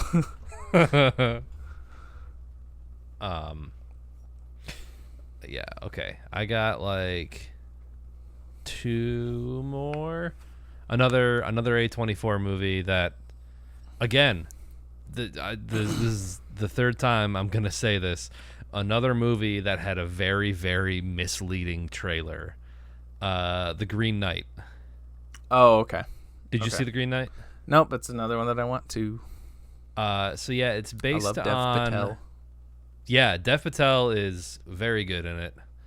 It's based on a poem by. Yeah, it's an Arthurian tale. Yeah, and I think J.R.R. Tolkien has an adaptation of it. There's like a bunch of different adaptations of this poem that tell this story about. I think he's wants to be a knight in Arthur's table, or he is one. I think he is. It's Sir Gawain, right? Yeah. Yeah. And so I think it's like Christmas Day. They're like at the table feasting, doing what you do in those times. And like a literal like giant hunkering like green knight comes up and like asks if anyone wants to play his game. And like Gawain's the one that stands up. And then basically he like challenges him to cut off his head. But he just like kind of kneels and lets him do it. And so Gawain is just like, oh, well, this is a layup. It goes over and like picks up his axe and just cuts his head off. And then he picks up his head. The Green Knight picks up his head and says, okay, 1 year today, 1 year to the date, you have to return the favor or something like that. And so the movie takes place 1 year later, and it's his quest to go and like basically like fulfill his destiny. And he kind of grapples with like, if he's like basically willing to die or what's going to happen to him. And he's kind of trying to come to terms with that. And along the way, he meets some wacky characters. But yeah, I thought overall it was pretty good. It's David Lowery, who did another thing that I think I liked. A Ghost Story? He did A Ghost Story. I quite liked A Ghost Story. Yeah, I Ghost thought that Story was is a really pretty good. well done movie. Yeah. Kind of a bummer. Yeah. The Ghost Story. But yeah, I thought a lot of the. I think what I was talking about with like the trailer was that I think it wanted to evoke the classic like Lord of the Rings. Like this is gonna be like a Lord of the Rings movie, and it is not. It is very much not like that. It's more like psychedelic, trippy, kind of like. That's what I've heard. Yeah, there's like a talking fox eventually, like kind of like his guidance. It has that one kid in it. And have you seen The Killing of a Sacred Deer? Yeah, Barry Keoghan, or I don't know if that's how you say his last name, but I'm guessing that's who you're talking about. Is it the main kid? Yes. Barry Keoghan something. Yes. Yeah. So this kid is in The Green Knight. I think this kid has a face for being typecasted as a scumbag, because it seems to me that those are like the only types of oh, he's in Dunkirk. I don't know who he is in Dunkirk, but he's just one of the soldiers. Okay. He's a superhero in Eternals? Yeah. I haven't seen that one, but I knew that. Oh yeah, he's in Chernobyl's Chernobyl. He's not a scumbag in that. Oh, okay. He's just got. It's just funny seeing like all the faces on the Eternals, and then there's him, and like they try to give him like that heroic jawline and haircut, but it's just like, nah, dude, you got that face. You can't do anything about that face. But he's pretty good in it. Joel Edgerton is in it, who is in another movie that I haven't seen that I really want to, which is It Comes at Night. I had a feeling that was one you were gonna say. I think that's another A24 movie. I think so. Yeah. Another one that I guess I was going to mention this anyway, but that one is a really good example of this too. That A24 is just they're kind of notorious for being really shitty at marketing their movies properly, because It Comes at Night is another example of like people thought it was going to be this really freaky horror movie. And like it's spooky. There's some scenes that are pretty freaky, but it's like it's very slow, and it takes its time, and it's very like subdued, and people were like, well, this isn't what I was expecting. And it's just A24 is just they're very they want people to see their movies, but all the movies that they pick are not very like trailer friendly movies. So they don't know how to like market them properly. It's like I don't know if it's like I guess Marvel movies or blockbuster movies to blame for it, but I feel like that's just like how it goes now. And if you don't have a flashy trailer that like fits in that mold of like you got to get asses in seats, like if they had just made a trailer for Pig and it was just like quiet and subdued and like Nicolas Cage just walking around being sad, like I mean, I would want to go see that because that sounds great to me. Yeah. But like, you're not gonna get those, people that go see it because they want to see. I want to see John Wick, but with Nicolas Cage. Like that's what they want. And I think, yeah, same thing with the Green Knight. People are gonna be like, oh, cool. I love the Lord of the Rings movies. I love that high fantasy. This looks like it's gonna be that. Let's go. And then it's not. It's very much not. Yeah. But yeah, I thought it was just pretty good. Pretty good. It was like 7 bordering on 8. I need to see it again. It was definitely a good theater going experience where it was just like, yeah, I'm sure it's very trippy at parts and just very like, yeah, psychedelic, I guess. Okay. I have 2 more that are like also kind of related in the way that my pick ones were. So you just have one more? Yeah. Okay. I guess I'll just do both of these. I feel like I don't know how much I have to like say about either one. I'll just do both of them and then we can end on yours. End with your last one. Okay. Okay, so they're two music documentaries that I watched. So I feel like when I get to like the end of the year, the first thing I go to is documentaries. Just, I don't know. The stories are always like really interesting to me, and also they're just really easy to watch, I think. So I watched Gunda, the Truffle Hunters, and then, although I watched these ones earlier, and that's the Sparks Brothers and the Beatles Get Back. Okay. Both were great. I loved both of them. And that's definitely because I love both of those bands. The bands being the Beatles, and then the Sparks Brothers is about the band Sparks, who are I'll do that one first, I guess. It's these 2 brothers, Ron and Russell Mael, who started their band. I think it was half Nelson in the 60s, but basically they're just like, they've been making music together since the 60s, and like they have, I think, like 25 albums together now. Oh God. They have a band too.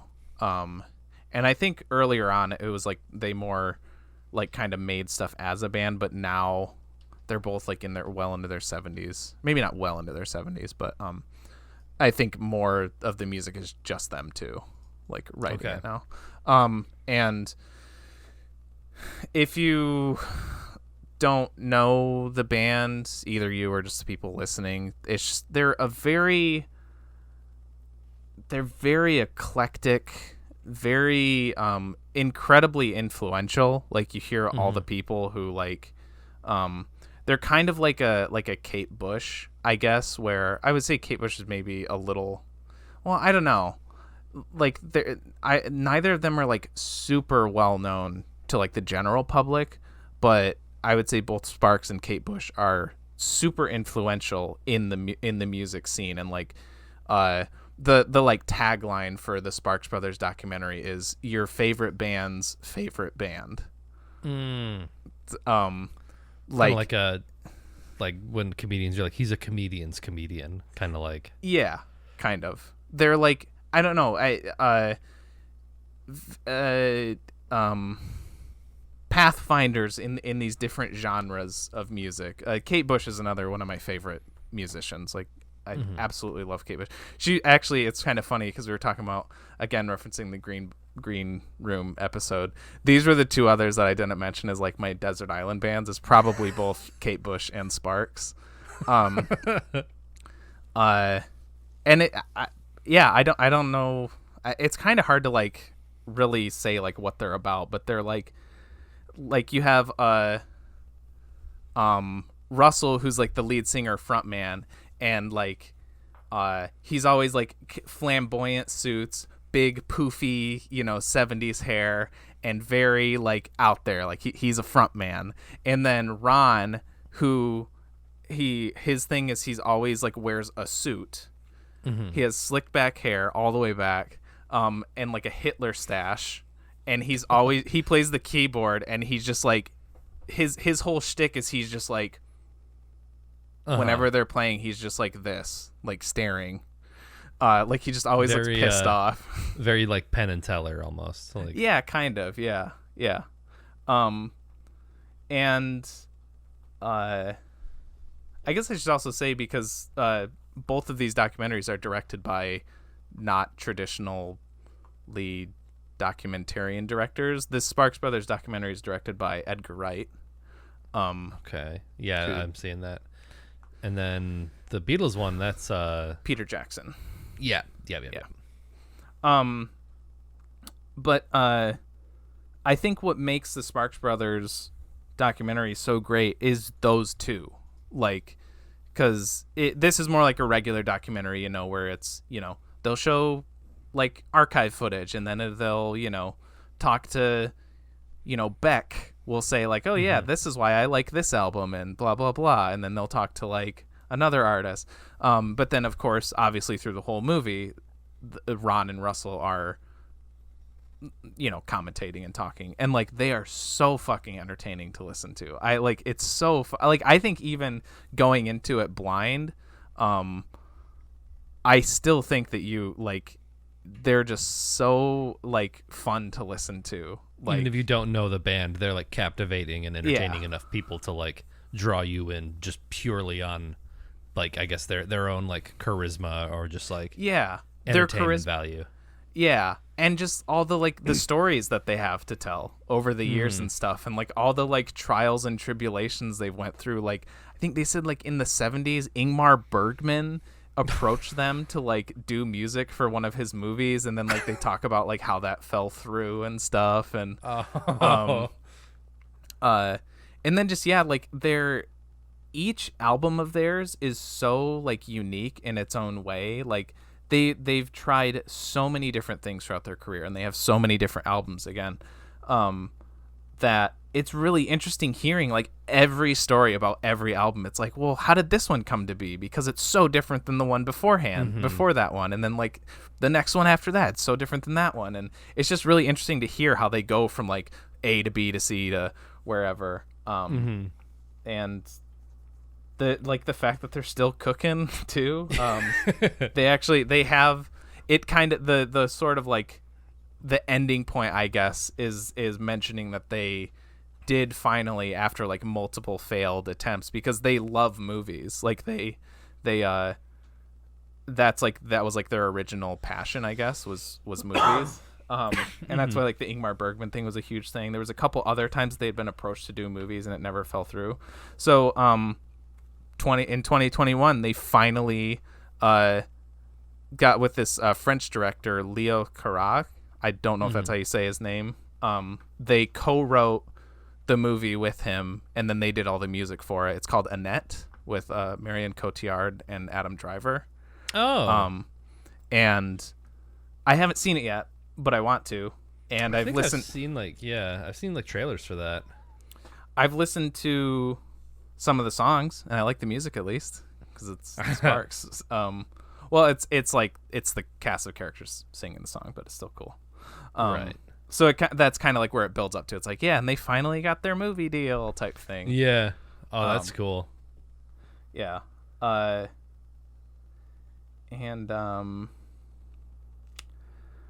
they even talk about this one time. It was like in like the early 2000s. They had something like 21, 22 albums at this point.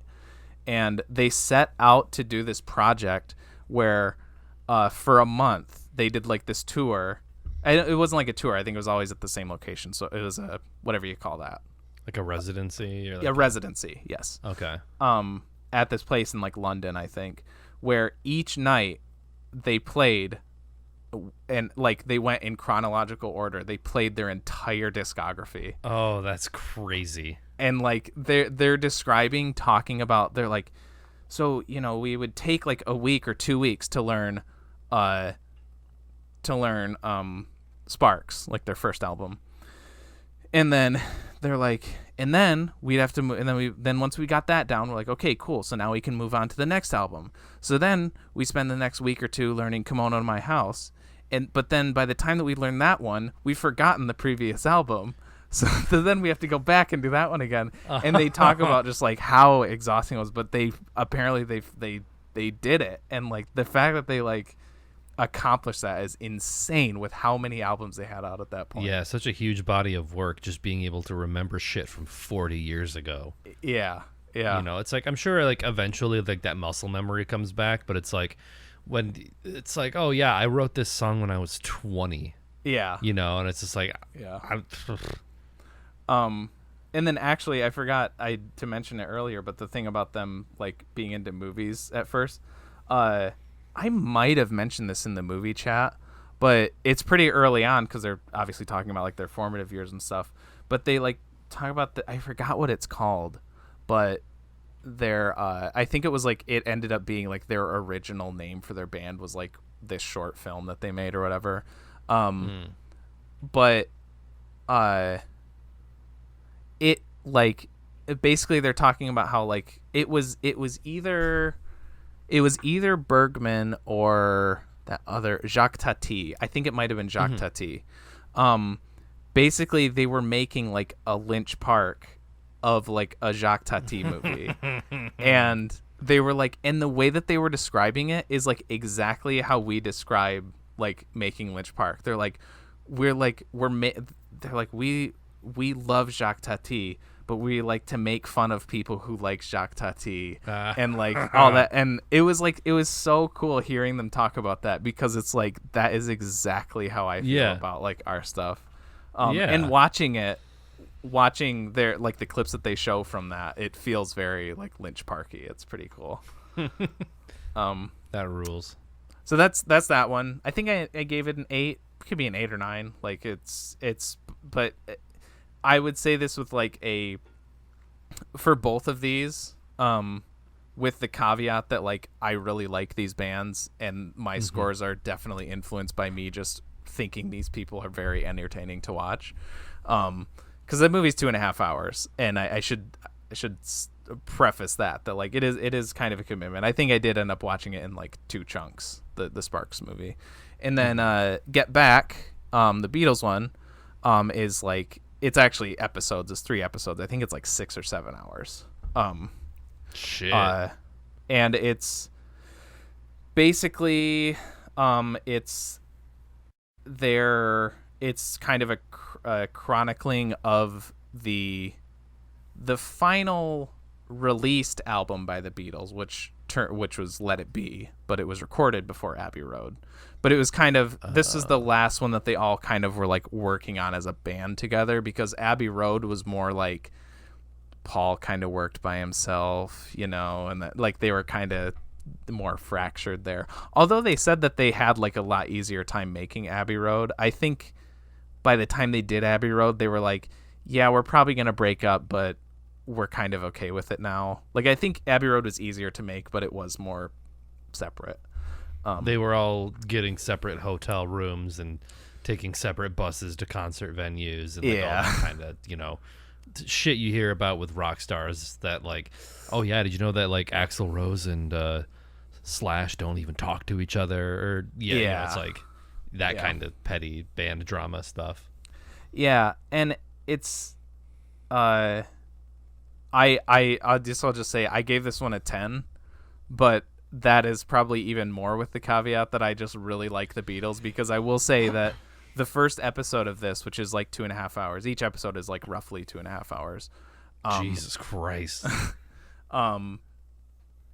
Like they all kind of are this more or less, but the first one especially is literally just them like playing music in a studio and them just like kind of talking in between. But it's like, if you like the Beatles, you are here for that shit. Yeah. And like all the little banter is so, I don't know, it's just so fun. I've seen clips. These guys talk. I've seen a few clips of it. Yeah. And there's like, but there's some moments that really elevate it. Like, dude, it's so, there's this part where they show up to the studio one day. It's everybody but John. And I guess the only reason is because like, I think they show up and they're like, Lennon's late again, I guess. And like, I guess John Lennon just was late a lot. And and Paul's just like, okay, well let's he's like, let's try something, and he just starts like playing his guitar, and literally like it's so cool. It doesn't like break. It's probably like an 8-minute shot or something of just the three of them sitting there, George, Ringo, and Paul, and Paul fucking just writes Get Back like right there. It's fucking insane. You're like like you hear these stories about like how like, oh yeah, I just wrote this, like, you know, the idea came to me and I just kind of like wrote it that night. But like seeing it in person, you're like, this is such like an iconic Beatles song. And he just starts playing his guitar and he's like, okay, but what if I do it like this? And then he just starts like, nah, nah, nah, nah. He just starts kind of like humming lines, and then he like eventually starts making words, and you're like, he's doing Get Back right now. And he writes the melody, and he does like half of the lyrics in that one thing. And then like, you know, George and Ringo start kind of like, you know, start doing a little bit of stuff, and like, oh, it's so fucking cool seeing that shit. That is, yeah, the one clip that I've seen. And it was sort of like one of those like in defense of Ringo kind of clips, where I think it was Octopus's Garden. Mm-hmm. They do that at some point. But there's like a sequence where I think like Ringo's like, oh, well, I've got one, and like he's like kind of tinking it out on the piano, and I feel like it was like this very wholesome moment between Ringo and George. Oh yeah, because I feel like I feel like when he was kind of tinking out the song, I feel like John and Paul were just kind of like, oh, ha, ha, ha, like, Ringo wrote kind one. Yeah. But then like George goes over with his guitar and he's just like, well, how about what if we go to this? Yeah, and then I know like, the part you're talking about. And then they kind of follow, and then it's just like, oh, well, you just wrote Octopus's Garden. Kind of same thing with like Get Back, only maybe Get Back is like a more, you know, mainstream, I guess, popular Beatles song. Well, but it's still like that same idea. Yeah, I think that the thing that makes the Get Back one so crazy is because like even in that Octopus's Garden one, he still kind of had like foundations of it. Yeah. And it seems like, unless he's acting or faking it or whatever, like Paul literally had nothing when that started, and then he comes up with it. Not to say that the other part is cool. And like, yeah, that is really great to see. Like, oh, you get why like everybody liked Ringo so much. Like, he is a very likable person. Like, he's so like, he's just nice. He's just such a nice dude. And yeah, George is like that. Like, you're like, oh yeah, he's like such a bro. But actually, that like what you're saying, what like John and Paul were like to Ringo, they actually do that more with George. They're very like, it's funny because you always hear like them talk back about, oh man, that was so rough doing that album. But then like prior to this documentary, any like quotes or anything you've like heard or seen or whatever, like it's these like little chord, like, you know, I was like, oh, well, I disagree. And then the other one's like, oh, that was so like traumatic for me or whatever. But like in this, you actually see like, oh no, yeah, there was real conflict there. Like, and a lot of it stemmed around, it's like Paul is very controlling, but it's really interesting how you kind of get everybody's side though. Like, he's very controlling, but at the same time, it's like, well, somebody kind of has to be the boss here, because like John is a total like fuckwad. Like, just he's such a he's like a fucking 12-year-old most of the time. It's so funny seeing how like he held himself, especially post Beatles. He was all like, oh yeah, you know, matured or whatever. And maybe it's because he lost that relationship. I feel like that was like his tie to, like, you know, because they formed when they were teenagers. Yeah. And maybe after breaking up with the Beatles, he did finally like grow up a little bit. Yeah. But it's just funny seeing him in this because he's just he's an annoying shit. Like, I mean, he's funny. He's really funny. But yeah. And like, you know that they're still like really good friends, because you see these like pretty rough, like, not fights, like they're not screaming at each other, but there's like real, like I said, like real conflict there. But then like in the final episode, once they've kind of like gotten back on track, and they do have like a couple talks about it. Actually, the first episode ends with George like leaving the group. He's like, yeah, like at the they like are like, it's like the last day in the first episode, and he's like, yeah, I think that's it for me. And they're like, what? He's like, yeah, I think I'm done. And he just like puts down his guitar and walks out. And then like the beginning of the second episode is like the rest of them, John, Ringo, and Paul, going to his house and like trying to be like, hey, okay, let's talk this out. And it you don't see or hear it or anything, of course, but it just says like the meeting didn't go well. So then only Paul and Ringo show up the next day, and it's really cool to like hearing how like intuitive these guys were about, like, they feel just like guys. They just feel like regular dudes, but also like hyper aware of their fame. Like, yeah, very intelligent and very self-aware. Because Ringo and Paul like talking, they're like kind of joking, but then like there's a part where they both start like crying, and then like I think it's Paul says like, yeah, and then in like 40 years, you know what people are gonna say? They're gonna say Yoko broke up the Beatles, and like, that's what people say. Like it's funny because like you see them interact with her and like, yeah, there's not like Yoko wasn't the reason that it happened. Like they're all fine with her. Like, yeah, I think she's fucking annoying, but they all seem fine with her. There's like there's actually a couple parts where they do jam sessions where they're just kind of like probably fucking stoned and just like jamming, and then she's doing her wah! Yeah. And there's actually a part after one of those where Paul, not John, so like, you know that she had other, but like Paul, and like he seems serious. He's like, that was great, we should put that on the album. And I was like, are you fucking kidding me? Could you imagine if a fucking Yoko Ono song made it onto Let It Be? Like that fucking album, and like what that album means. It'd be such a black mark on their career. Oh. Yeah, I didn't know that. I didn't. So my question is this just archival footage that Peter Jackson? It's pretty much what he. Yeah, it's. Did you ever see or hear about his? He did a documentary a few years ago called "They Shall Not Grow Old." Was it the World War One? He like colorized it. Really cool. Like yeah, restored and colorized. It looks amazing, but it's just like that. No current commentary. No, you know, like Paul aged 80 or whatever isn't on it. It's just archival footage. Was it stuff that had been released before in like snippets, or was it just like shit that was just sitting around on the cutting room floor and he just like, oh, there's a Beatles documentary I can make? I guess I should have like provided this context. So I guess what their original intent is they were gonna do like, they came in with the intent of doing a documentary on this, and they were going to release it as a TV special that was going to like release when the album came out. And eventually, like a year later, it did come out as a documentary called Let It Be, but it's like one of those that's really, I've never seen it. It's really hard to find, I guess. But it's basically like an hour and a half, 2 hour like thing that they were able to do from it. Yeah, I don't exactly know, but it wasn't their original like idea of like what they were gonna do with this.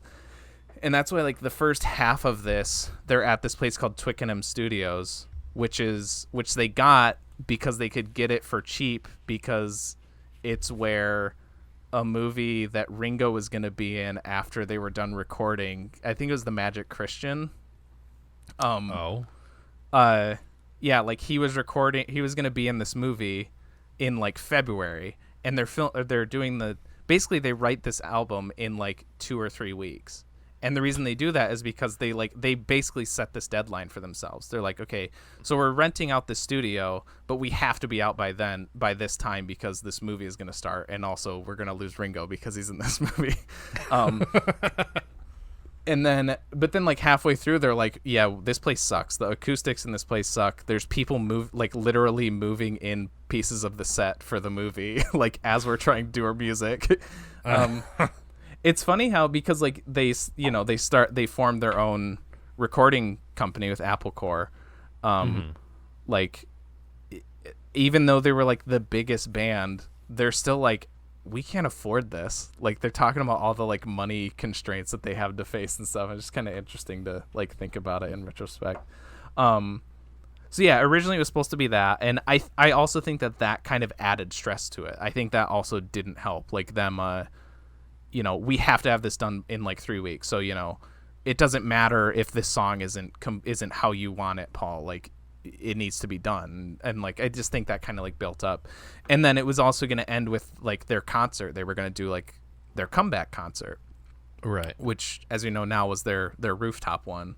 But that's also funny to think about, because they're like, when they're first talking about it, they're like, yeah, we're going to go to Egypt and we're going to like play in front of the pyramids. And then they're like, okay, maybe that's not going to work. Okay, maybe we'll go to like Japan. Like maybe we'll go here. Maybe we'll go here. And then they end up playing on the roof, which is, it's just funny the trajectory that takes. Yeah. Yeah.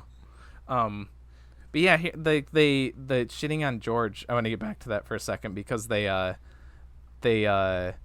another super cool moment is hearing George like, oh, I have this song I wanted to try out. I just wrote it.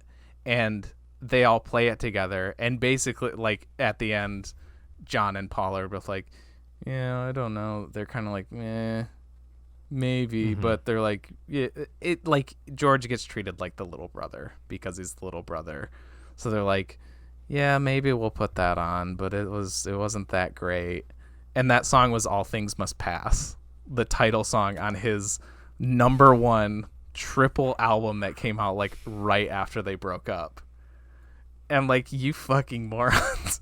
But also just hearing the Beatles play All Things Must Pass. Oh, yeah. Was very cool. Yeah. So yeah, there's a lot of, I guess, trying to wrap it up. I've been going on for this for a long time, but there's a lot of content to it, and I love these guys.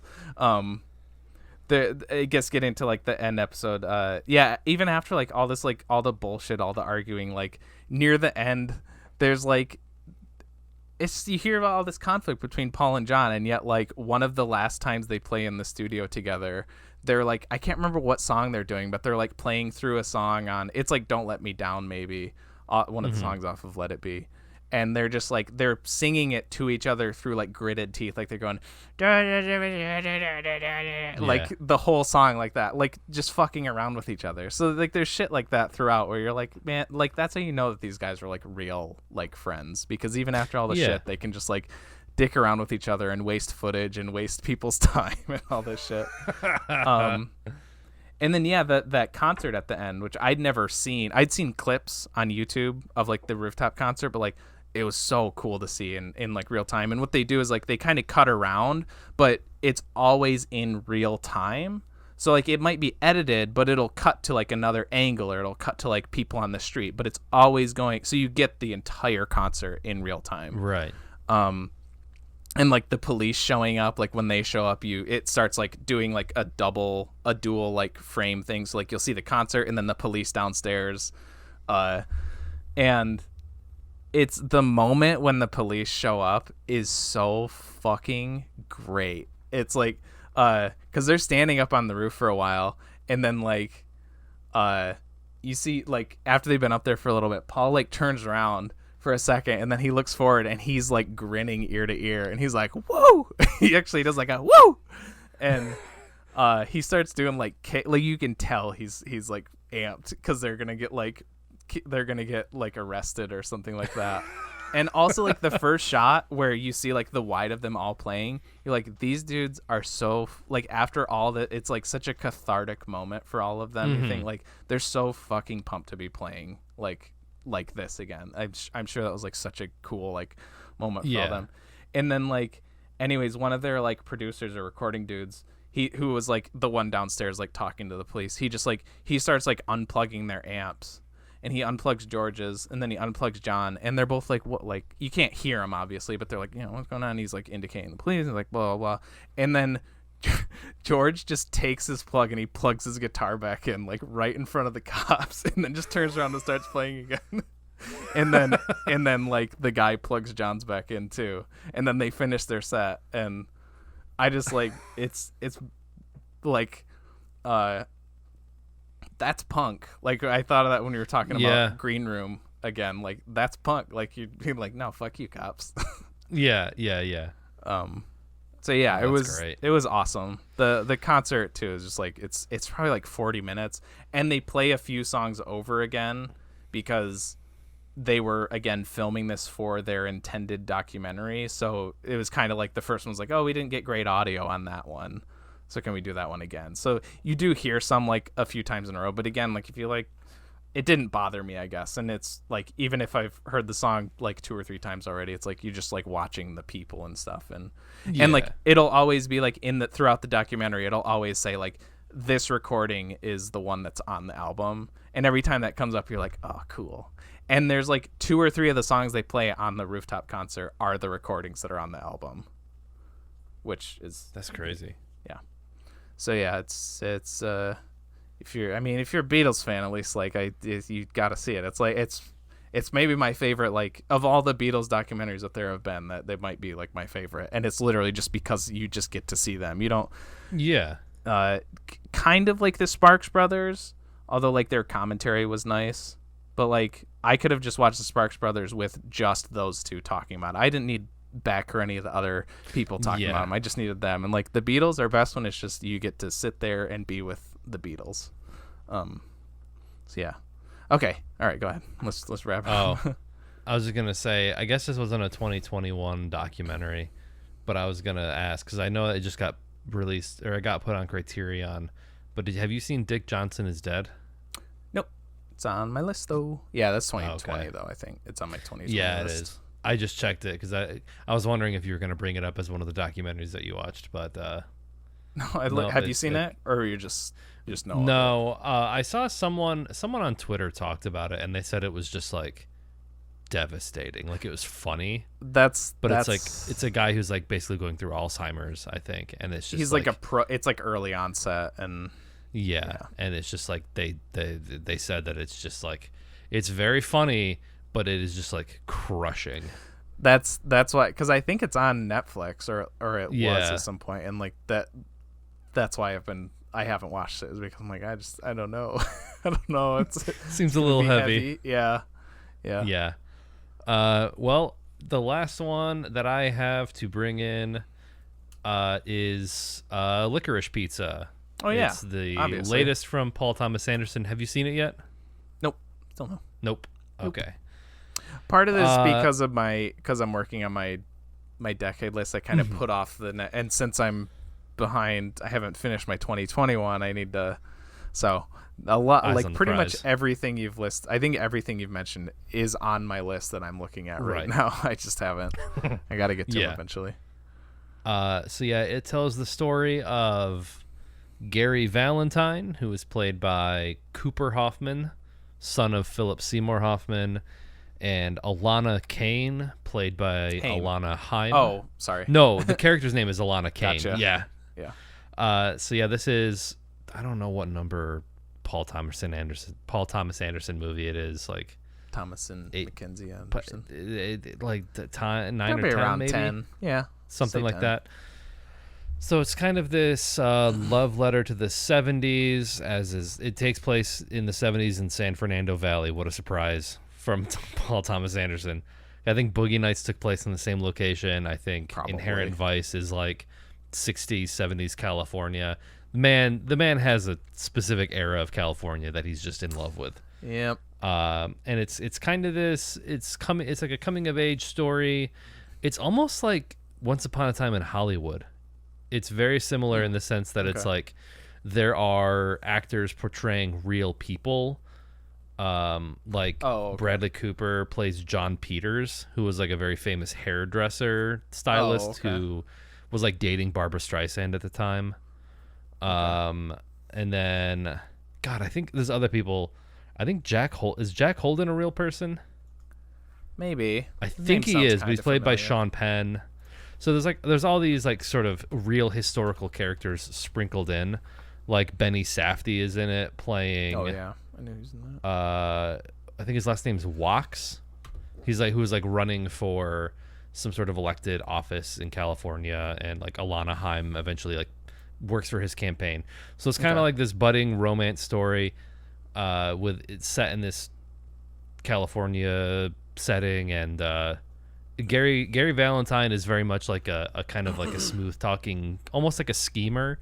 Like he's trying to come up with ways to be famous. He's like a child actor. That's kind of like his claim to fame. Oh, okay. And Alana is a like high school photographer. Like they meet literally on photography day.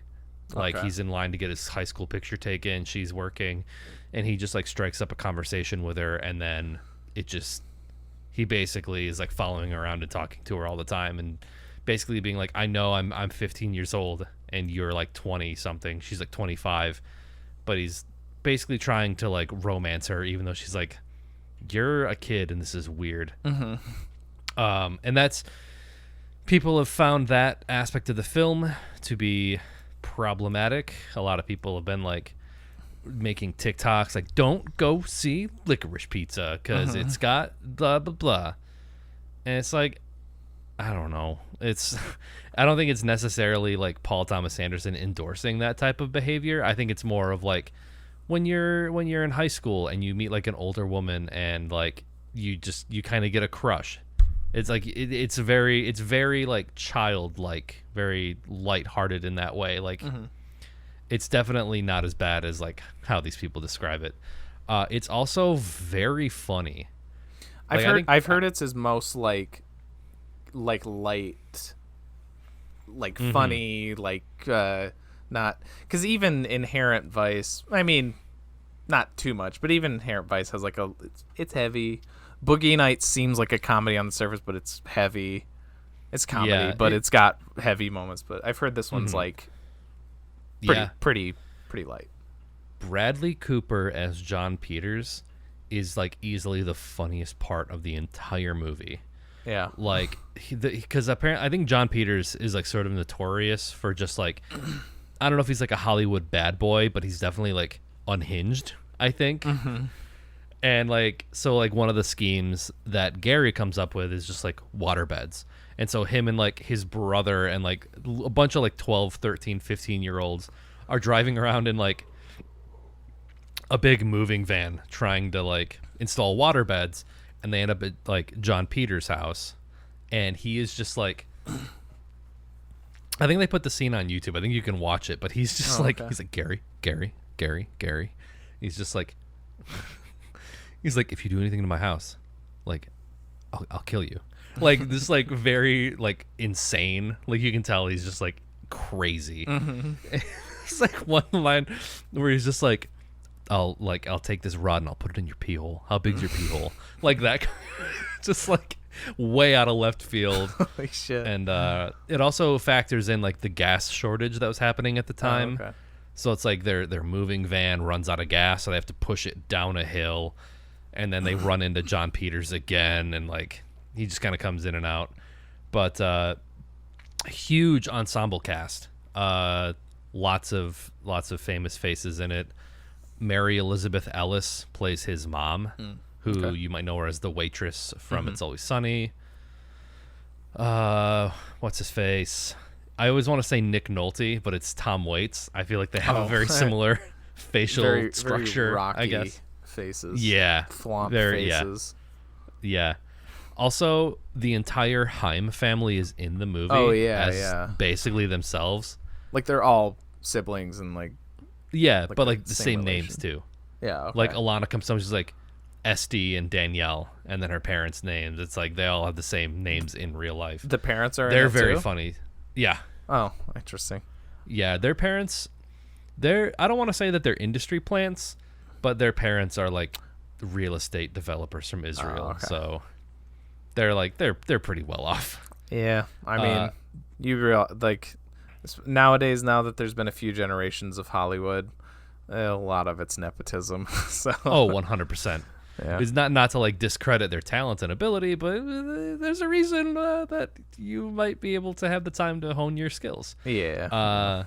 I mean, same with Paul Thomas Anderson. I think his dad was like a movie announcer, or he was like he worked on Hollywood sets. Yeah, I'm pretty sure. So he's been in the industry all his life. I mean, he's like from San Fernando, or like right around there. So yeah, like he directed all of the Haim music videos. I think he's directed a bunch of Radiohead music videos too, because Johnny Greenwood is back for the score. John C. Reilly has an amazing blink and you miss it cameo. Oh, cool. He's in it. You don't even know it's him until you hear his voice, and then you're like, oh shit, that was John C. Reilly. Because I don't think he's been in a PTA movie since Magnolia. No, did you say John C. Reilly? Yeah. Oh yeah, Magnolia is after. I always think Boogie Nights is later, but yeah. No, Yeah, he was like Hard 8, Boogie Nights, Magnolia, and then John C. Reilly hasn't been in one of his movies since then. I don't. Which think is he really has been. strange. I don't know. Yeah. Yeah, he But did. Did you see that? He did that short film. It was kind of like a music video thing called Anima, with Tom York. It's like it's like a string of like 2 or 3 songs, but it's like one continuous sort of short film with like Tom York as like the main character. It was interesting. I don't remember. Yeah, much, I know but... he put an album out. I think that accompanied it or something like that. Yeah, Yeah.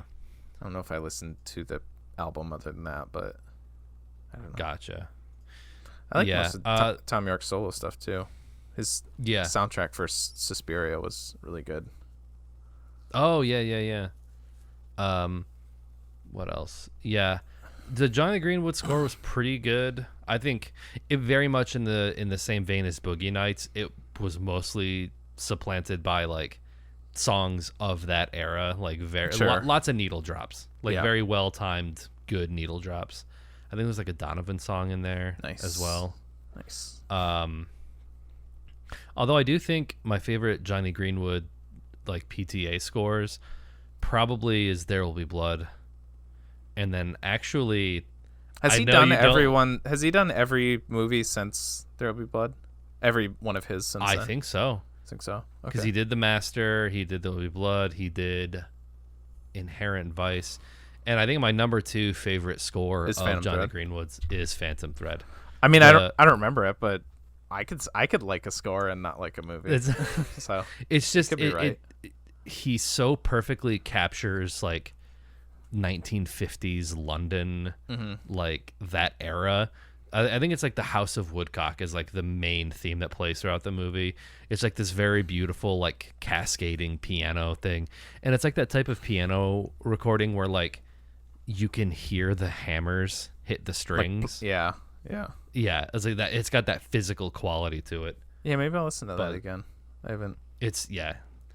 I don't know. I don't know where it stands overall in like my PTA ranking.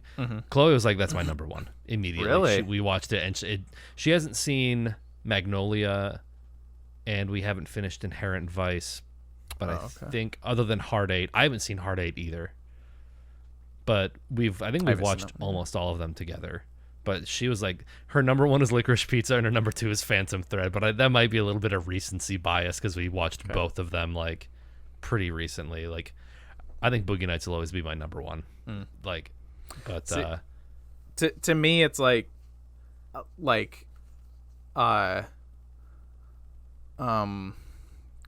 I would say like everything There Will Be Blood and Before, just having not seen any of them in a long time, and I guess not counting Hard 8, I haven't seen that one either, is at least an 8. Like, I would say everything There Will Be Blood and previous, I at least really like. Like, I really...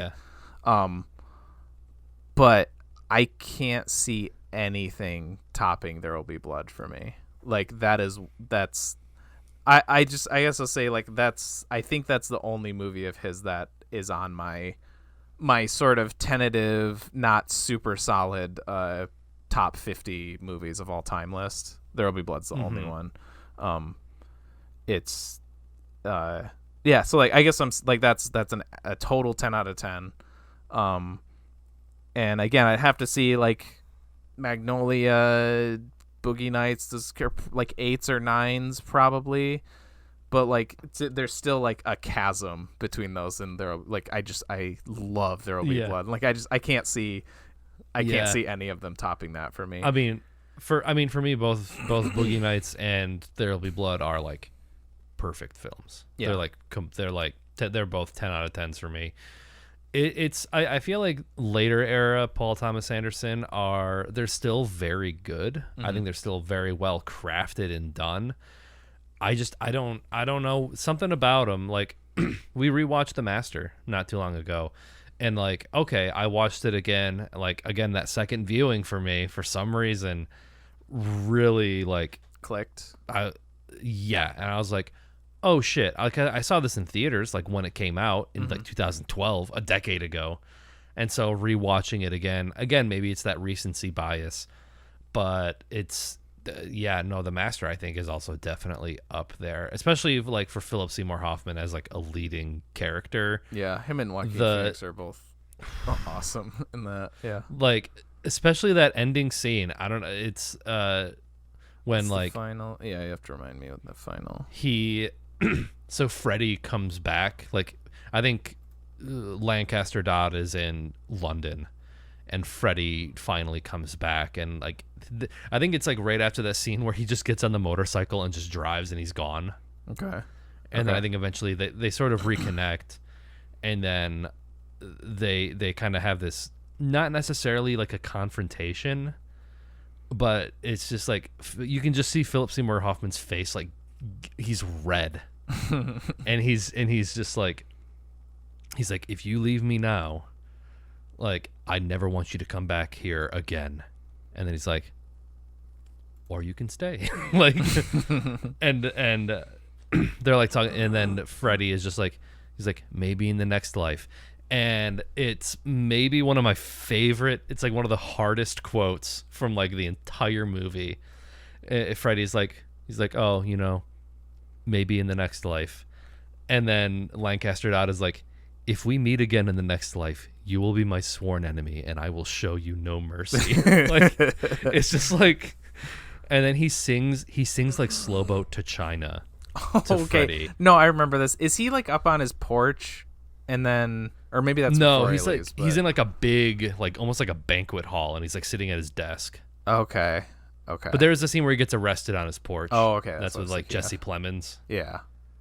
But he sings Slow Boat to China, and like again, like Philip Seymour Hoffman is like trying not to break, and it's just one of those scenes where like Freddy's looking at him, and you just see the single tear roll down his cheek, and then he gets up and leaves. It's just like, it's like these two forces that are constantly like, they need each other, but they're at opposition with each other like throughout the entire thing. And it's, I don't know. I feel like it's a very mature film for Paul Thomas Anderson when you go from like the wild and crazy days of Boogie Nights and Magnolia, and just like, he's on top of the world and he can do whatever he wants. Yeah.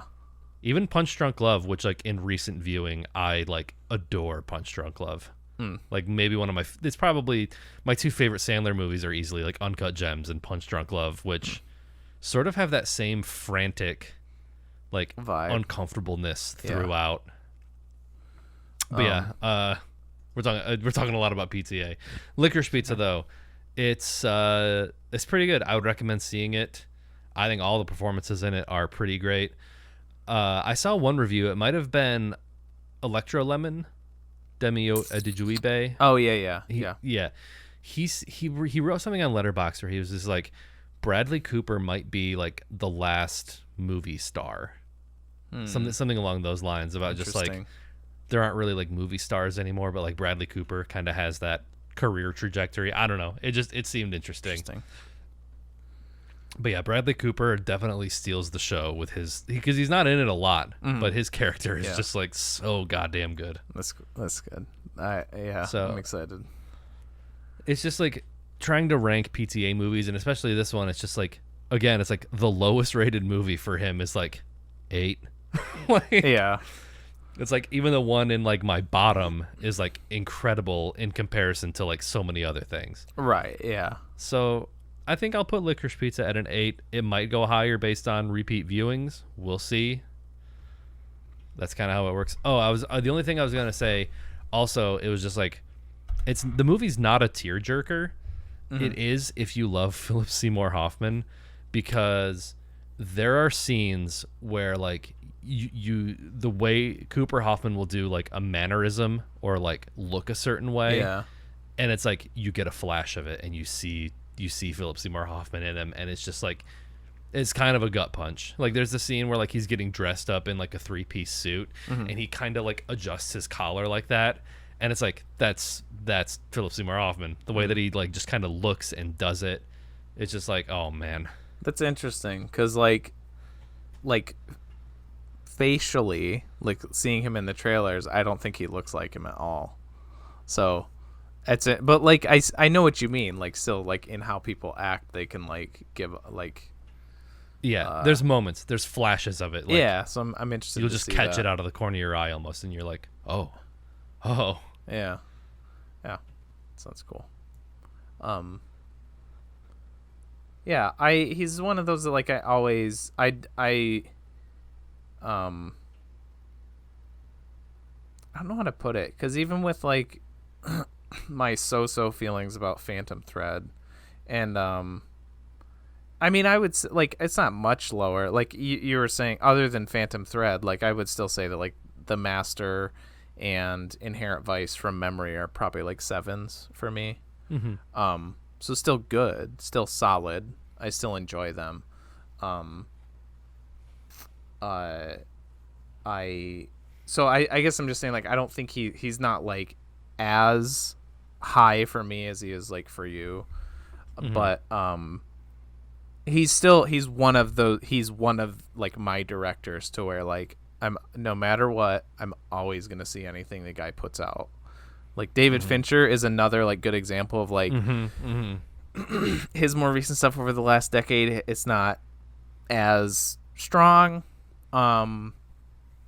but it's all like was this 2020 was when he did Mank, which like as a movie as a whole I was like but at the same time when it got to Oscar season I was like, that movie should win every single technical award.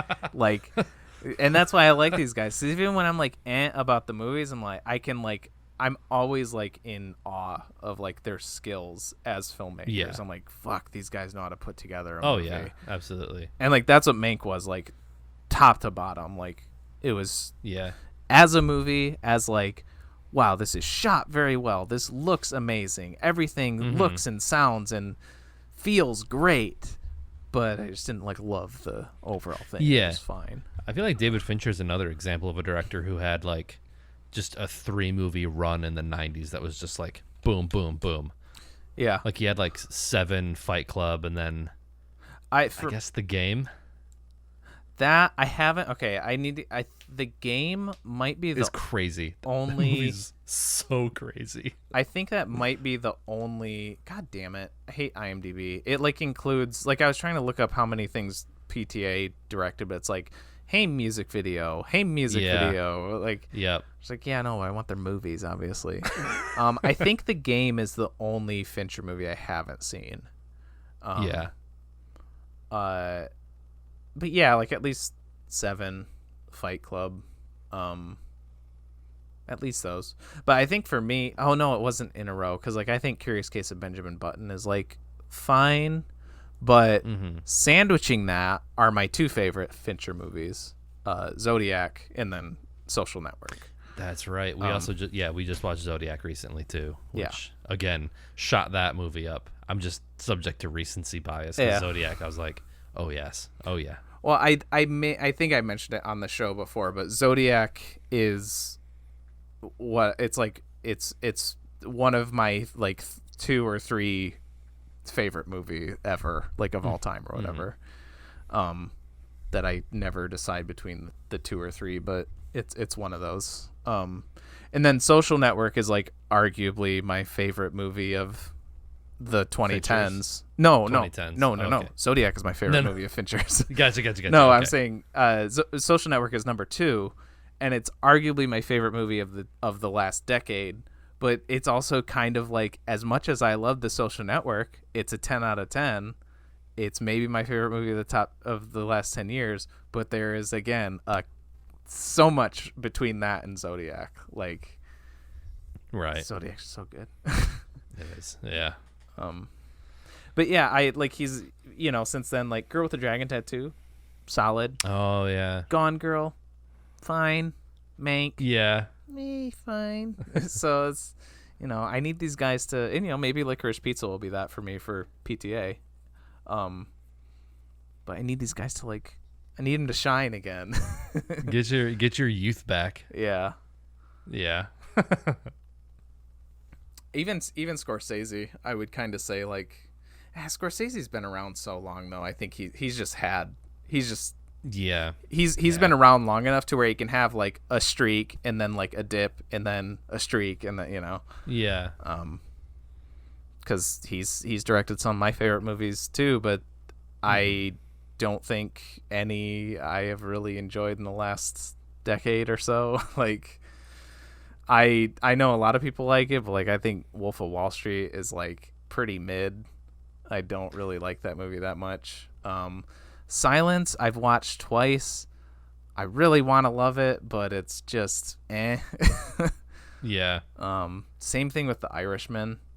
I really want to like Yeah. that movie more, but I don't know. Yeah. I don't know. Yeah, I Maybe it's feel like me. maybe he kind of peaked at The Departed. I mean, that's my favorite movie of his, yeah. Yeah. But I also haven't seen a lot of his older stuff. I haven't seen Casino, Goodfellas, well, see, that's the funny thing is those are considered his best, or you know, depending on who you ask. But I haven't seen Casino, but I also think Goodfellas is just fine. I think Taxi Driver is fine. Okay. I've seen Raging Bull as well, and I haven't was seen that okay, one. it's fine. It's probably the exact same thing. But then he has these random maybe my second favorite of his after Departed is the fucking Last Temptation of Christ. And it's just a random boop from the mid 80s, in between all these other gangster movies and whatever, and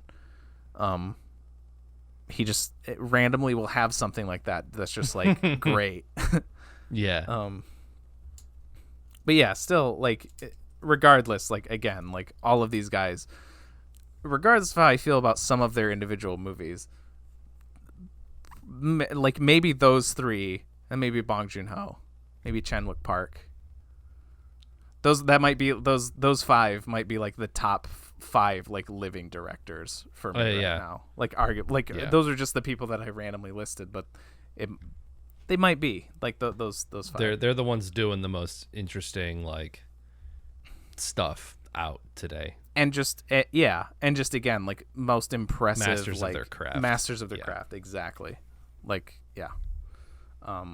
Okay, all right. So that went on a lot. I'm glad we ended with PTA, so we could kind of go on a more of a wider thing into cast a wider net, I guess. Yeah. Okay, so if you don't want to be spoiled for any of these movies we just talked about, don't listen to this. I was thinking about, I'm not going to be I don't know, should I do next week we're doing this? Because we're the only ones watching this when it's when this eventually gets released. Yeah, we'll just, so there will be an episode next. What will be true no matter what time you listen to this. Well, maybe I shouldn't say that. There will probably be another episode next week of There Will Be Duds, which is shorter and more structured than this. At 7 p.m. on Twitch on Wednesdays, on Twitch, YouTube, and then in podcast form, Spotify, Apple Podcasts, and more. You get to hear us and a couple other guys, so maybe it's a little more interesting. Talk about more obscure movies than just ones that came out from the last year. So, and we have socials and stuff, on all the social things. Give them a rating. Yeah. You can rate on Spotify. You can rate on Apple Podcasts. You can leave reviews on Apple Podcasts. All that stuff helps. Hell yeah. And I'm not going to do a nickname because this isn't the main show. I'm DJ. And I'm also not doing that. I'm Nick, aka Dr. Funk on Twitch, and we'll see you next time. Yep. Bye. Bye.